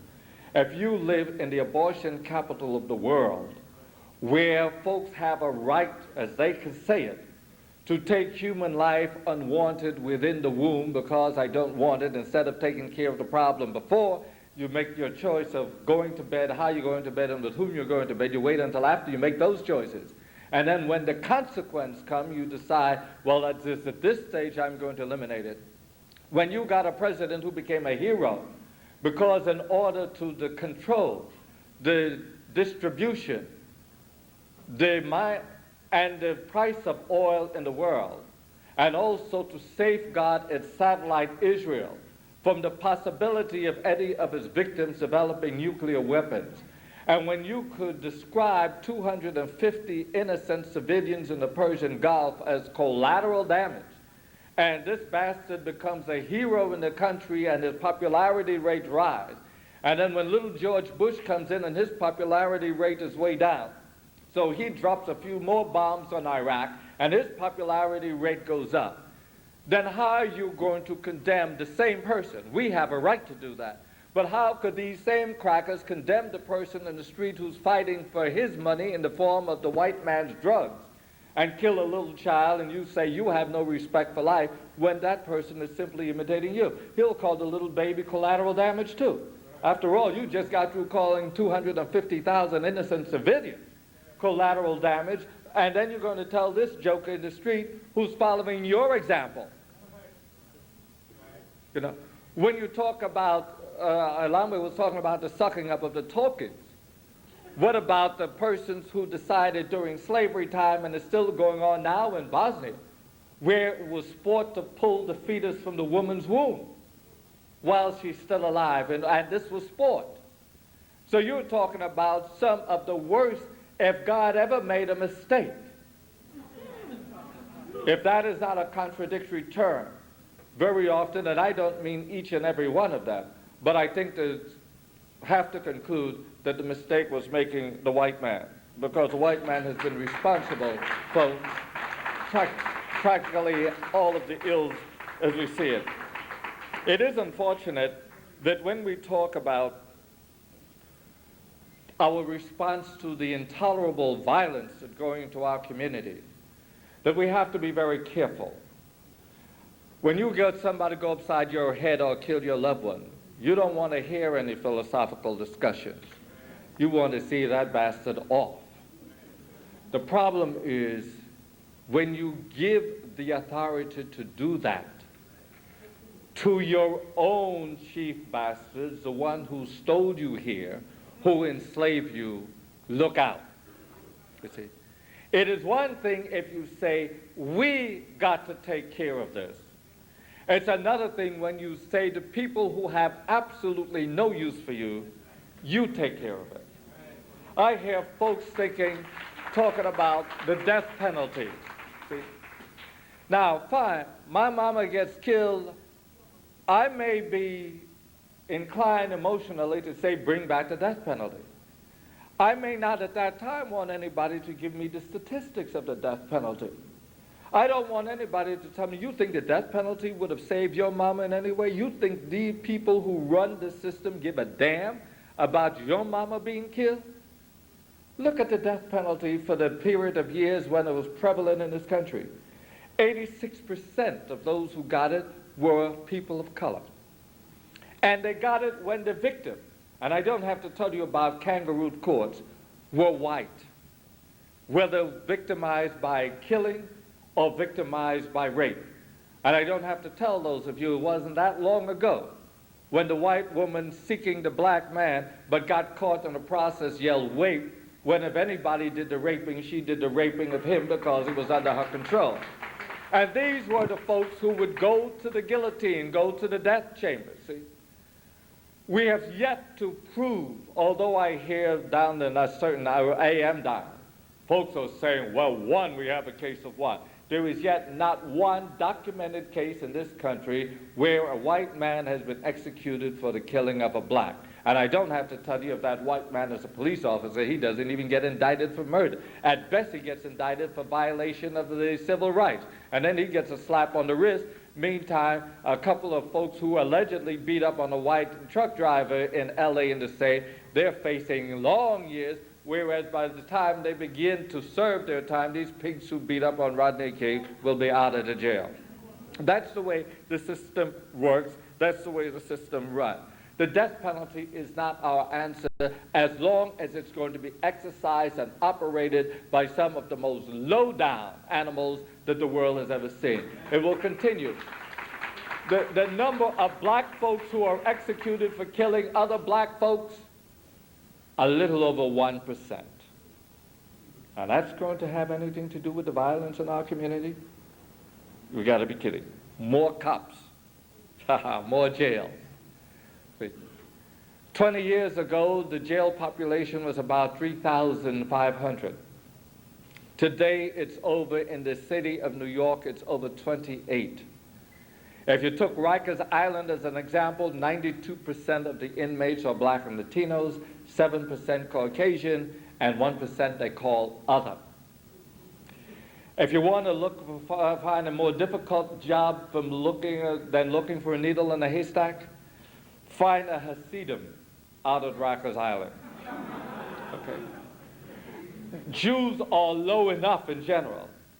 Hasidim Jews, find one out there and I'll give you a medal. And of course it has to do with the fact that they don't commit crimes. See, when they attack our black housing police officer who's still off the job, and not one of them was even given a DAT, when a Jewish judge could say to one of the perpetrators of another attack of a black police officer, I will sentence you to 3 years, but you're too delicate to go out to Rikers Island, and therefore you're on probation. That's one of the reasons why the jails, the percentage that I gave you out at Rikers Island is what it is today.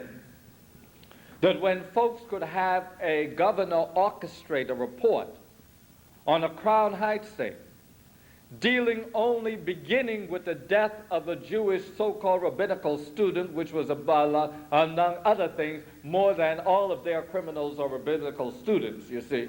None of ours are Bible students, but all of theirs are rabbinical students.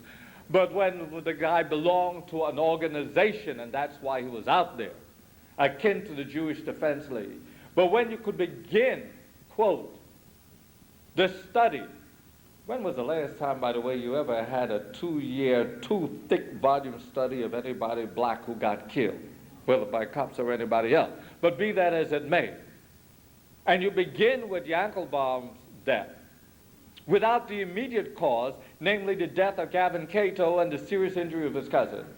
And you don't go with the remote cause, namely the over 38 years of privilege in regard to the Hasidim in Crown Heights, where they could control a whole Eastern Parkway on their Sabbath, knock you off the block if they want.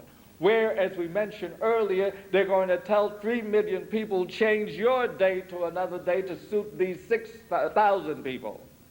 Where they could thrash a pigsty and not one of them get arrested or a DAT ticket. And you ignore all that, well then you know that your favorite governor was either a damn fool, which he's not, or a damn hypocrite, which some would concede, in regard to this Crown Heights so-called report, conveniently come out a couple of months before the election. And all of that was by accident, of course. And if you believe that, then you will believe that George Bush is an angel with wings. Yes, he is. The question of guns. Some of us get carried away sometimes, and we don't go. I heard on a station that sometimes is decent. It's not WBAI, because I think they're far more intellectual than another station, which I will not mention. But I hear folks talking about 250 million people in this country and over 223 million guns.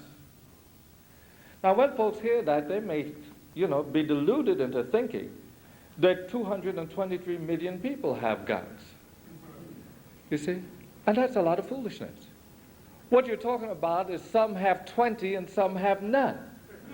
The vast majority of that 223 million guns that they're talking about are not what we find on our streets, but what you find in the hands of white folks.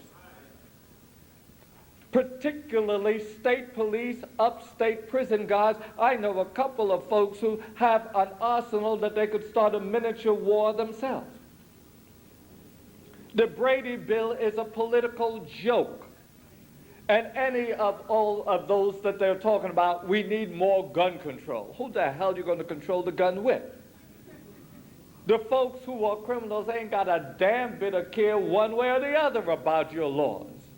So what you're really talking about is controlling those who give a damn about your laws. And unfortunately, the major folks who give a damn about the laws in this country are unfortunately black folks. And we have no idea of who make the laws, who enforce the laws, and the laws are simply there to guarantee and maintain the position of the privileged and the moneyed class. It has nothing to do with the service of the community. And that's why you have police the way. We are being policed by out-of-town crackers. Very few of them have any relationship with the community they're policing, and we call them policing us. Come from every county you could name of. The PBA, who's one of the heaviest contributors to state elections, which is what Ozzy was hinting at. And that's why the state control and continue, and if you think you're going to get a residency requirement in New York City, think again. Because while that will not be a cure-all, certainly we have a better chance of dealing with somebody who we could knock on their door next door and say, hey, you know what you did, than to somebody who come in for 6.5 hours, make a fantastic salary, drive a big car and run through our city like hell to get out, maybe hit a few along the way to get out and spend that city money in every other county except the 5 boroughs of the city of New York.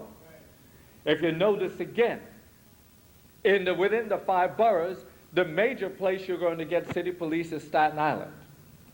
Almost 80% Catholic, practically 90% went for Giuliani. They wanted to secede from the city. Of course, and we know exactly what was behind all of these good Catholics, of which my cardinal is not going to say a word about it, is that we want to keep Staten Island what it is, with a small percentage of black folks in an area we determine, and we don't want them coming over here. And all of a sudden, when our hero Giuliani becomes mayor, you don't hear none more talk about secession. See, that's people who call themselves Catholics. See, who bring in, I don't know any Uzi or Tech 9 factory in Harlem, Brownsville, Bed-Stuy, Lower East Side, or the Southeast Bronx. Now, could someone tell me then how the hell, for example, are weapons like the Uzis made in Israel, Tech 9s which are not made here, how do they get from where they're made into the hands of kids in our neighborhoods? Who makes them, who imports them? If you were really serious about getting these weapons out of their hands, you would begin with the source and with those who bring them in. But you ain't about ready to do that because they are the heavy contributors to political campaigns. So you talk about gun control, which is a joke. See, I remember someone saying, well, Colin Ferguson, and I'm going to end pretty much soon. Colin Ferguson has bought it legally. Yes, he did, but he wasn't carrying it legally. You see, there's a difference. Of the somewhat of 23,000 people who are able, besides police officers, so-called, who are licensed to carry a weapon in this city, you could almost get a handful who are people of color. See? Talk about gun control, take the guns out of everybody's hands. Don't fall for the okie-doke. Don't fall for the okie-doke. Because what they're really is saying is, take the guns out of the hands of those that we are controlling. Because they will obey. They will obey your laws. When was the last time you heard someone committing a crime with a gun that was legally permitted to be carried? When was the last time? Even the pigs, when they're doing us in and planting guns, they don't plant legal guns on it. They plant their throwaways. And now with some of these toy things being made, they don't even have to spend the money to get throwaways. They could buy some of these toy things and you'll never. And you know, if Clifford Glover's finger looked like a cop to Gillian, looked like a gun to Gillian, and that was able to get him off the hook, if a black kid's finger could be mistaken for a gun. But what about these new toys that are being made today? I want to suggest that what we need, a response to all of this, is an overall plan. An overall plan. Part of which we will not be speaking at a public session like this, unless we're crazy, because it's one thing the agents we know, it's another thing the agents we don't know. So. But in that overall plan, some things we could talk in regard. First, it has to be a teaching of a different set of values, a different understanding of life than what we inherited from the white man. I don't see how any white person could talk about violence in our community or any other community when the most violent animal that human history and present experience have ever encountered is the white man. Only the white man could harness atomic energy and nuclear energy primarily for the purpose of destroying those who disagree with him. And so we have to be very real about that. What is happening with our youngsters? They simply have imbibed a mentality and a set of values that has not been the values and the mentality of our ancestors. And in order to operate, they can operate only within their own community because that's the only community the white man allows them to wreak mayhem in. That you cannot go down at 50th Street in front of St. Patrick's Cathedral and operate the way you could operate on 141st Street on 8th Avenue. In fact, in some neighborhoods, you show your face and you're going to be followed by a pigmobile, and after Giuliani get in, they'll be getting out and asking you, nigga, what you doing here? You see? So that if you're going to follow the example, the only way in which a community is your own. This is not to exonerate or to excuse, but it's to say, know the source. And if you know the source, then your primary attack, while you're going to have to defend yourself against these animals who have imitated other animals, you're going to have to go to the chief animal too. But you cannot pretend that I'm going to stop and deal with the violence in my community and ignore the people who control the violence and who profit by the violence in the first place. That's like kicking Tom's ass, but not kicking Master's ass. We got to learn how to kick both.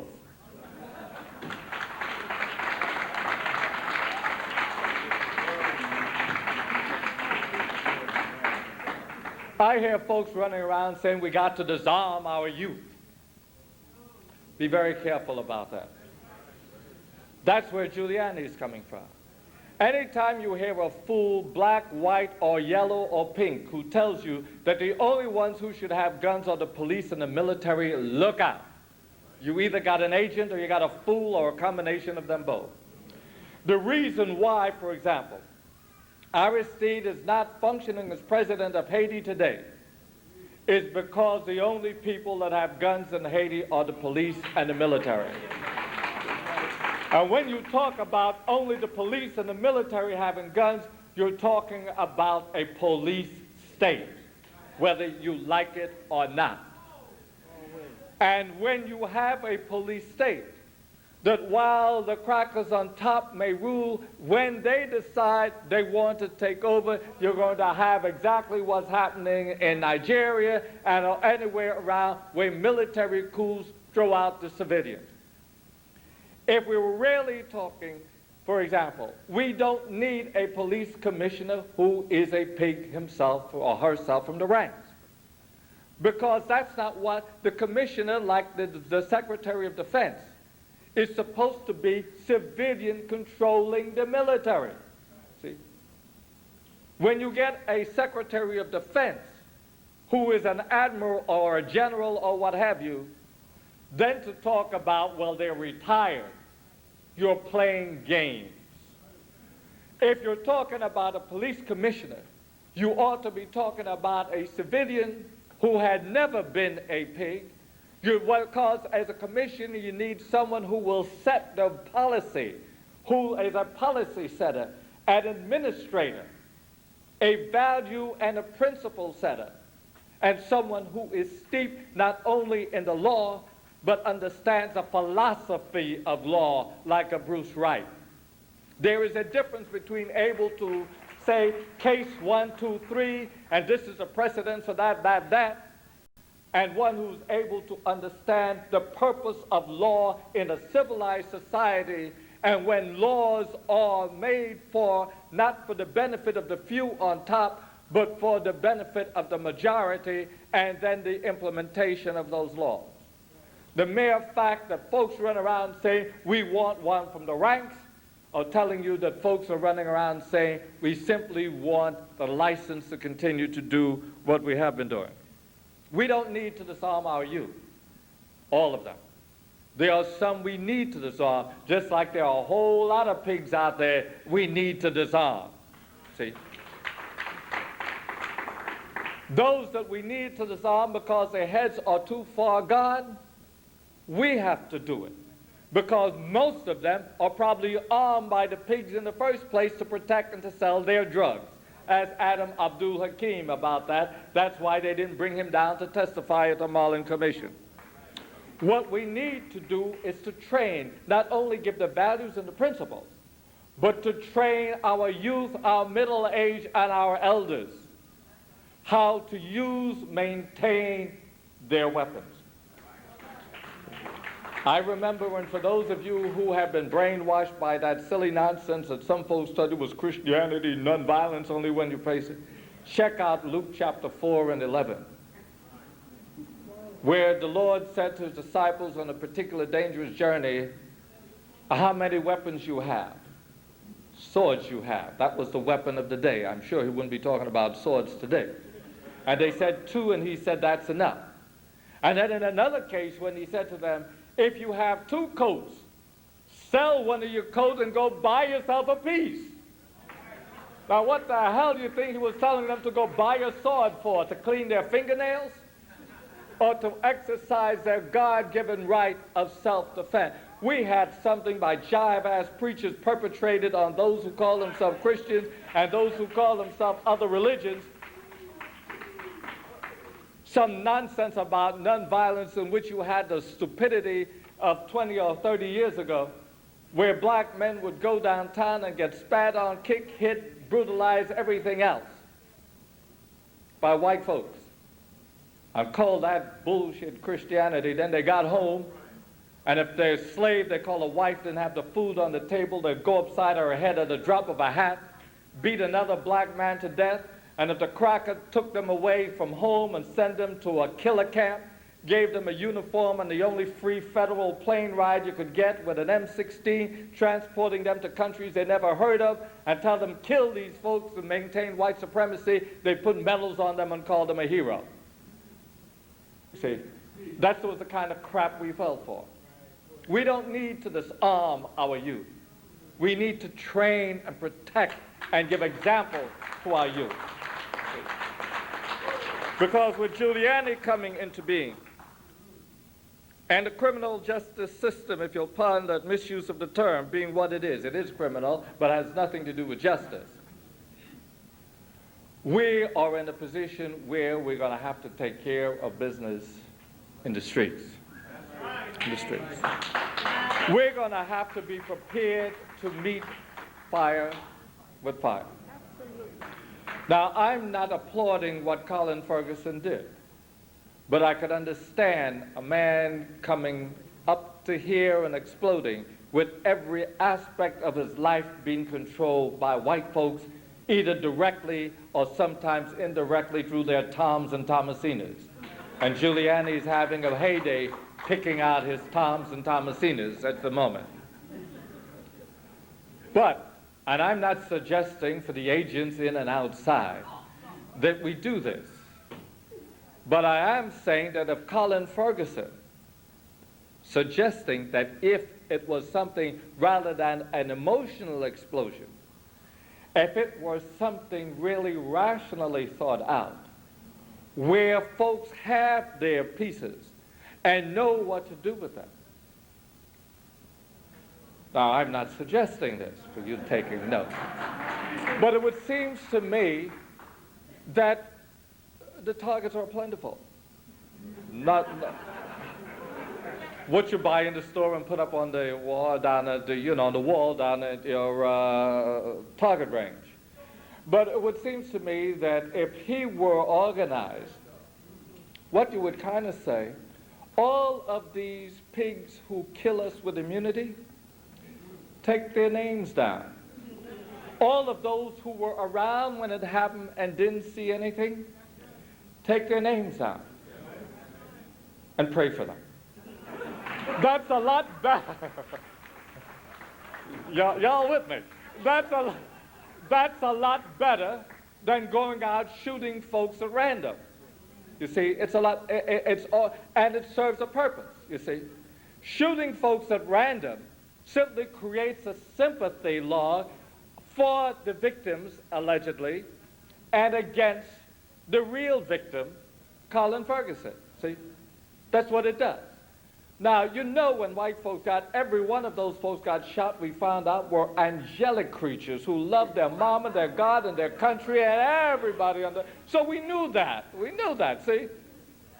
And when you paint them with this white media painting them, obviously, he's going to get no sympathy. Catholic crackers out in Staten Island got this big poster up there talking about executing him. See? They didn't talk about executing the killer cops, 5 of 6 of whom were Catholics, who beat Michael Stewart to death while he was in handcuffs, see? But execute him. So, see, those kinds of things backfire. But when you get the kind of SOBs like the Torsney, when you get the kind of folks like the now lieutenant, he's been promoted to lieutenant, who killed Eleanor Bumpers, you see, when you start taking down names, numbers, and then when you start praying for these folks, see, that's going to send a message. You can't create the kind of sympathy that you could create and the condemnation of all blacks that you create with what Colin Ferguson did. But it sends a message to these animals that if you kill us, you will pay. We'll pray for you. You also send a message to some of these youths, these rappers at random, who make good music, if you call it music, but little sense. Not all of them, but some of them. Who bring their wrath explosive against their own people in our own community, say, hey, you got a job to do. You've had it with this thing? Then let's go to work. And you see, this overall program that we're talking about, some of which we are not going to talk about publicly, see, it's not a question of pushing any particular religion.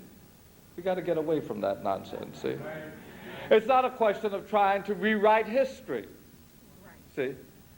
And tell folks crap, because when you try to rewrite history while people who were alive and were involved at that time, then any good that you're going to do is going to be mitigated, because if they can't trust you when you try to rewrite history, how are they going to trust you now to be a part of any movement to deal with violence in our own community? See, we got to get away from the television celebrity becoming our leader overnight. See? Or because you could draw a crowd without critically, and I mean this in the real sense of critically analyze not only what you say, but your behavior as well. Because the bottom line, as the old folks like Ozzy's mama used to say, action speaks a hell of a lot louder than words. You see? These are the kinds of things. Now, I don't want any of you to run out here and say, Father Lucas said start picking off pigs. I didn't say that. I said pray for that. But have your prayer directed so that it gives a message rather than turn back upon you because folks go out and do these things at random. Those are some of the elements that I think. Because God knows after January 1st, if we don't have our heads together, in our plan, we're going to have to know how to deal with our agents. You see, our agents. Because we can't sit down and talk crap about unity and then invite in the enemy agent and say, well, we're all unified because we got a black face. You got to be a damn fool. See? And we fall for that okey-doke too much. See? And if we're really going to take care of business on one level, we're not going to be able to sit down and plan with anybody else except who you see when you look in the mirror anyway. On one level. See, there are many levels to this plan. There are some levels which you got to do by yourself. And only you and the Lord knows you're doing it. And he will reward you. See? And then there are some other levels where we could sit down and plan. But not with the enemy agent. Because then we're just stealing ourselves. And so I say to you, get ready, because the day is fast approaching.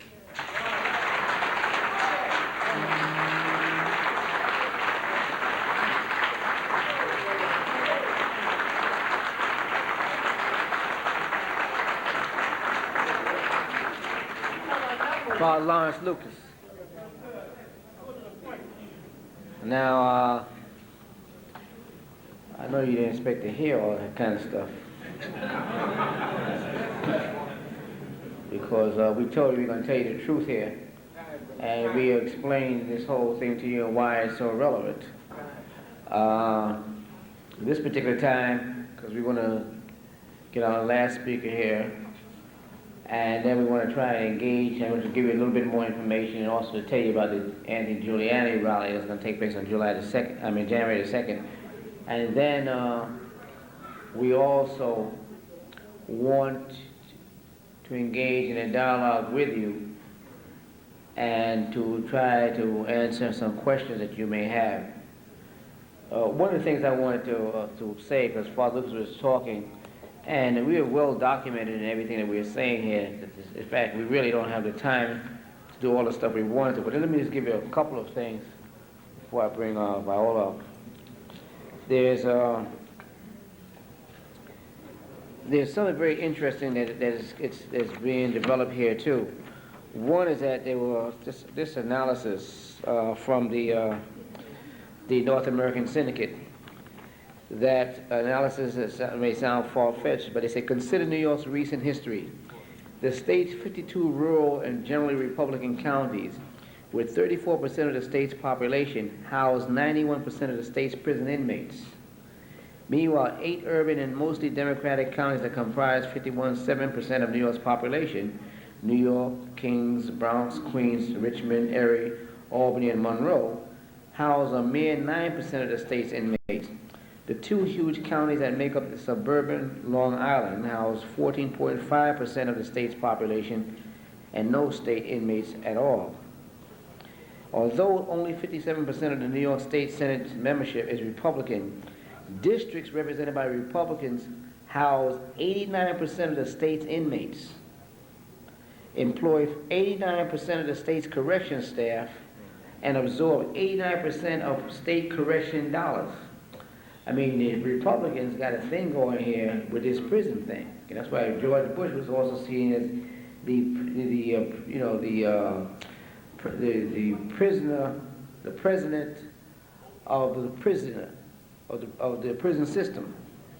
The contrast is even sharper by Assembly District. In 1992, only 36% of the membership was Republican, but districts represented by Republicans housed 83% of the inmates, employed 81% of the staff, and absorbed 81% of the dollars. Now, the fact is that Governor Cuomo, although he is against the death penalty, has built more prisons than any other governor in the history of this country. And the fact is that that's the only housing program that they have for young black and Latin men. The idea is to build more and more prisons. So, and these prisons are now, they're getting ready to open up one in Sunset Park in Brooklyn, and that prison is a Metropolitan Correctional Center, which means they're going to be looking for housing political people, because it's a federal joint, and most of any kind of situation develops without people in that capacity. A lot of it has to do with people who have political orientation in their actions. And when we start looking at that, we have to take into consideration again that most of our people are sleeping. They're not thinking at all about what's going on here. They don't have any understanding, and they don't even want to. They would like to wish a lot of these problems away. And as a result of that, we are finding ourselves at a disadvantage, because they're caught up with the hysteria and the campaigns that are orchestrated by the media. And that's the reason why we put this display here, to give you the kind of idea of where they're going with things when they try to, they're picking on me, In other words, victimization. Now, he killed 6 people, shot another 19 or so, but then he's characterized by saying they're picking on him now. There's a person who set out to do something, didn't expect to live through it, And he's saying now, well, you got me, but now you're doing things to me that's incorrect. So they put that out there like that. Good cop, bad cop, trying to just make light of what Michael Dodd was all about. And of course, the police, the road police unit, which is a story that I don't see how that story could. That's 20,000 words in that story in the Village Voice on the PBA and the corruption and their relation with the gangsters, the mob, and everything else. And yet, that story could go out here and nothing happens. You know, we got to really start to think about how we pick up and take these things and use them for action. Because when we start talking about Phil Caruso, we're not talking about somebody who is not straining at the bit telling the cops, hey, don't worry, January 2nd. And again, as far as Lucas pointed out about trying to move the so-called Western Day parade, Giuliani moved his inauguration over one day to accommodate, this small group of Hasidim and the Jewish community because of a holiday that's going to fall on the 1st of January.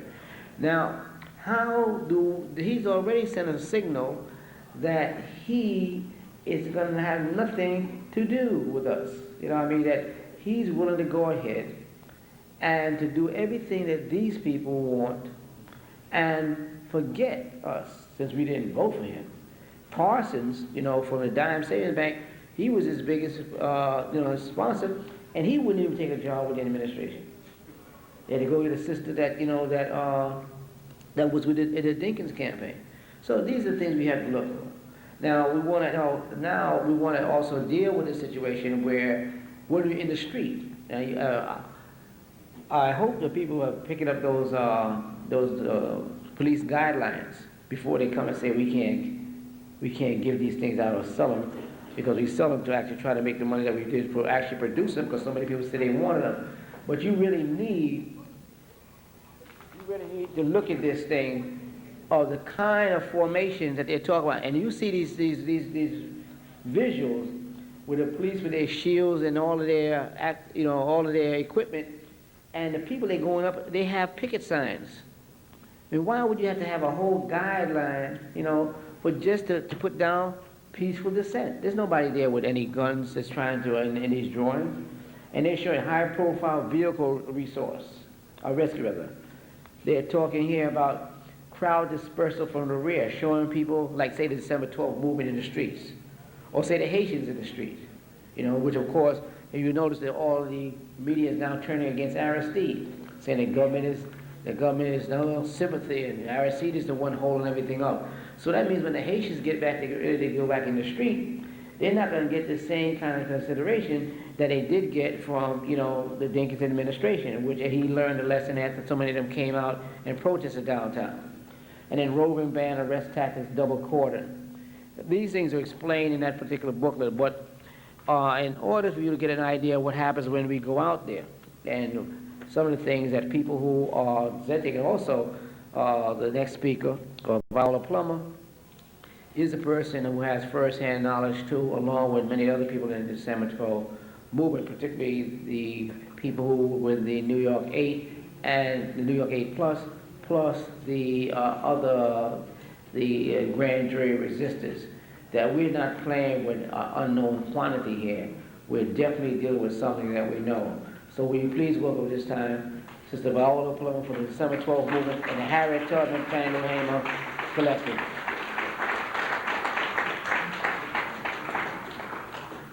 Black power. That's what I thought. Y'all ain't ready for that, right? Black power.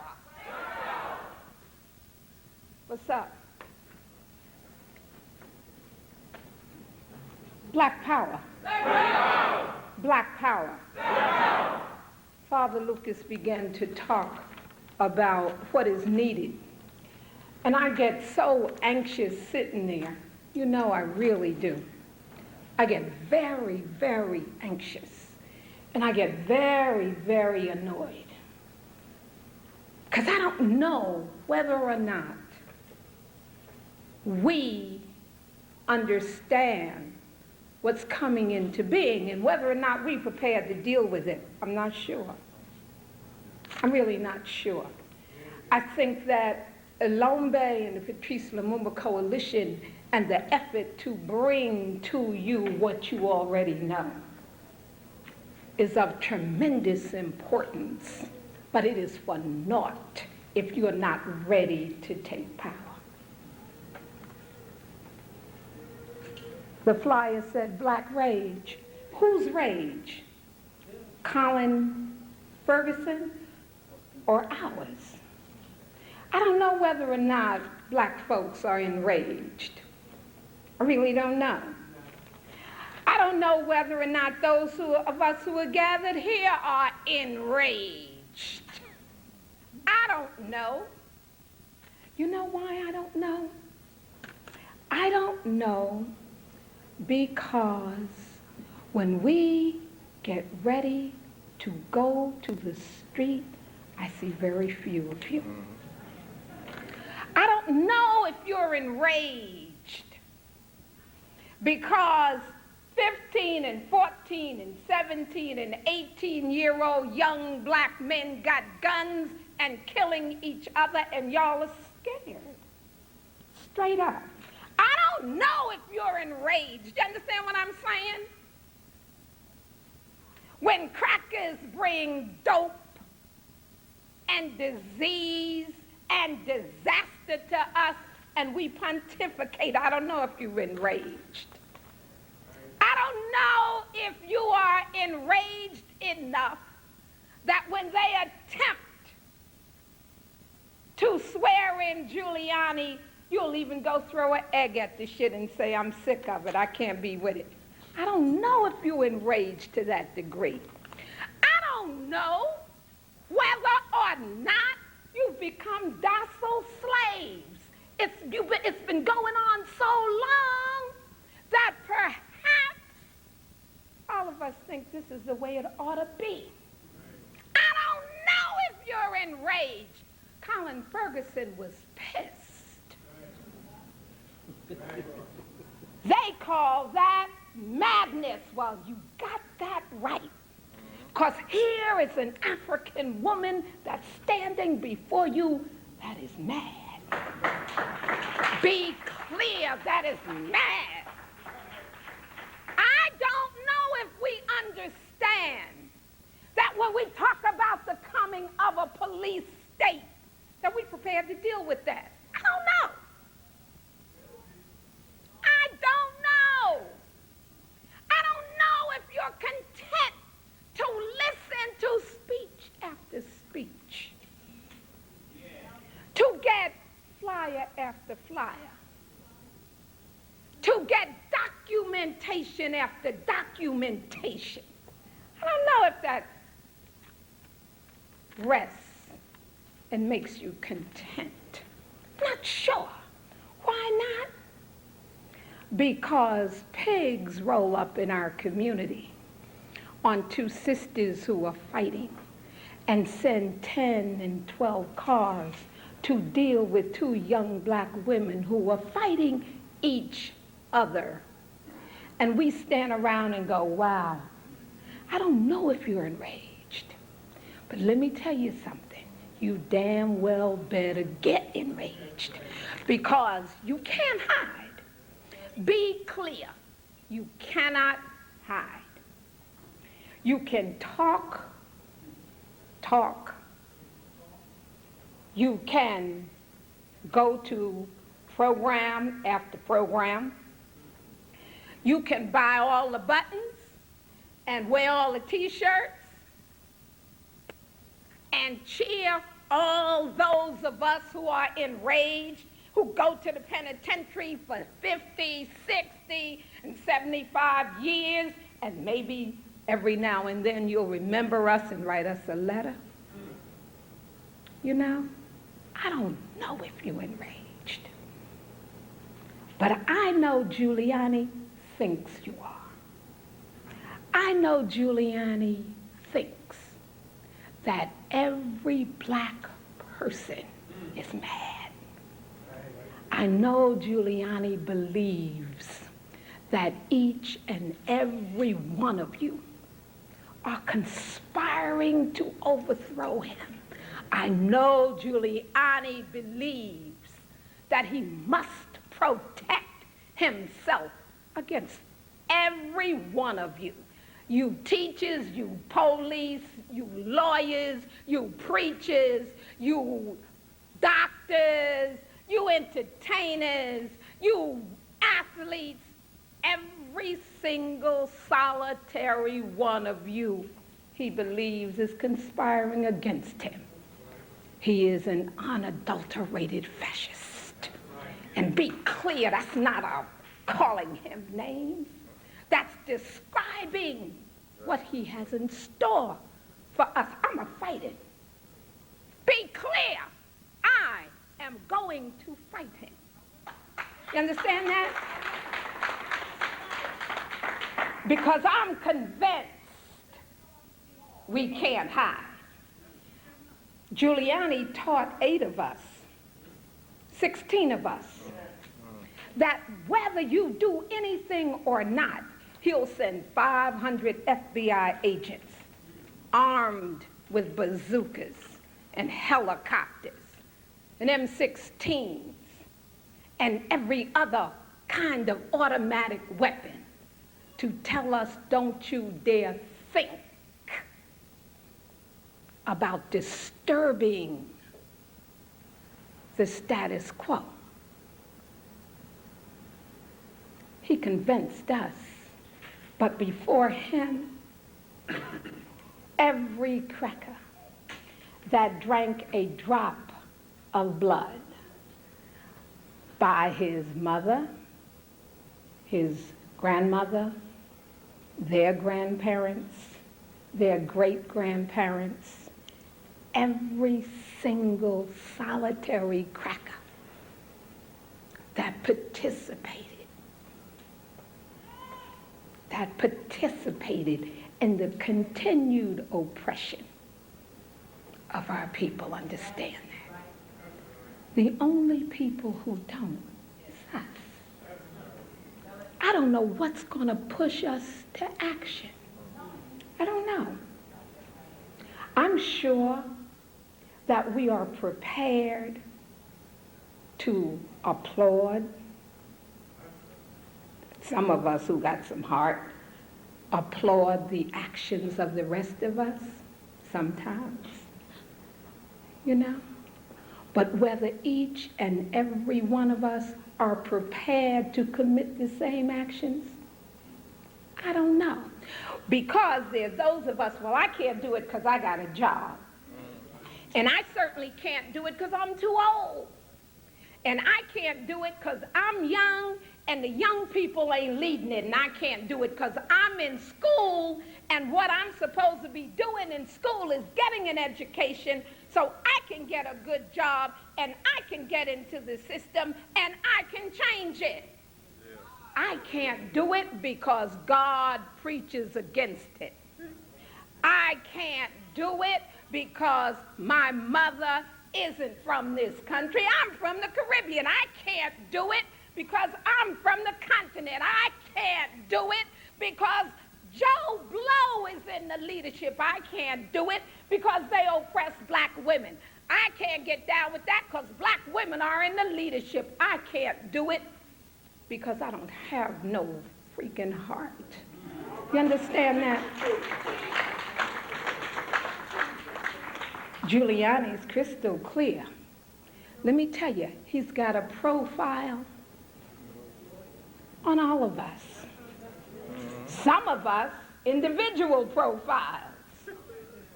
But us as a people, a general profile. He know what you will and will not do. He know what you will and will not take. He knows that the limits of tyrants are prescribed by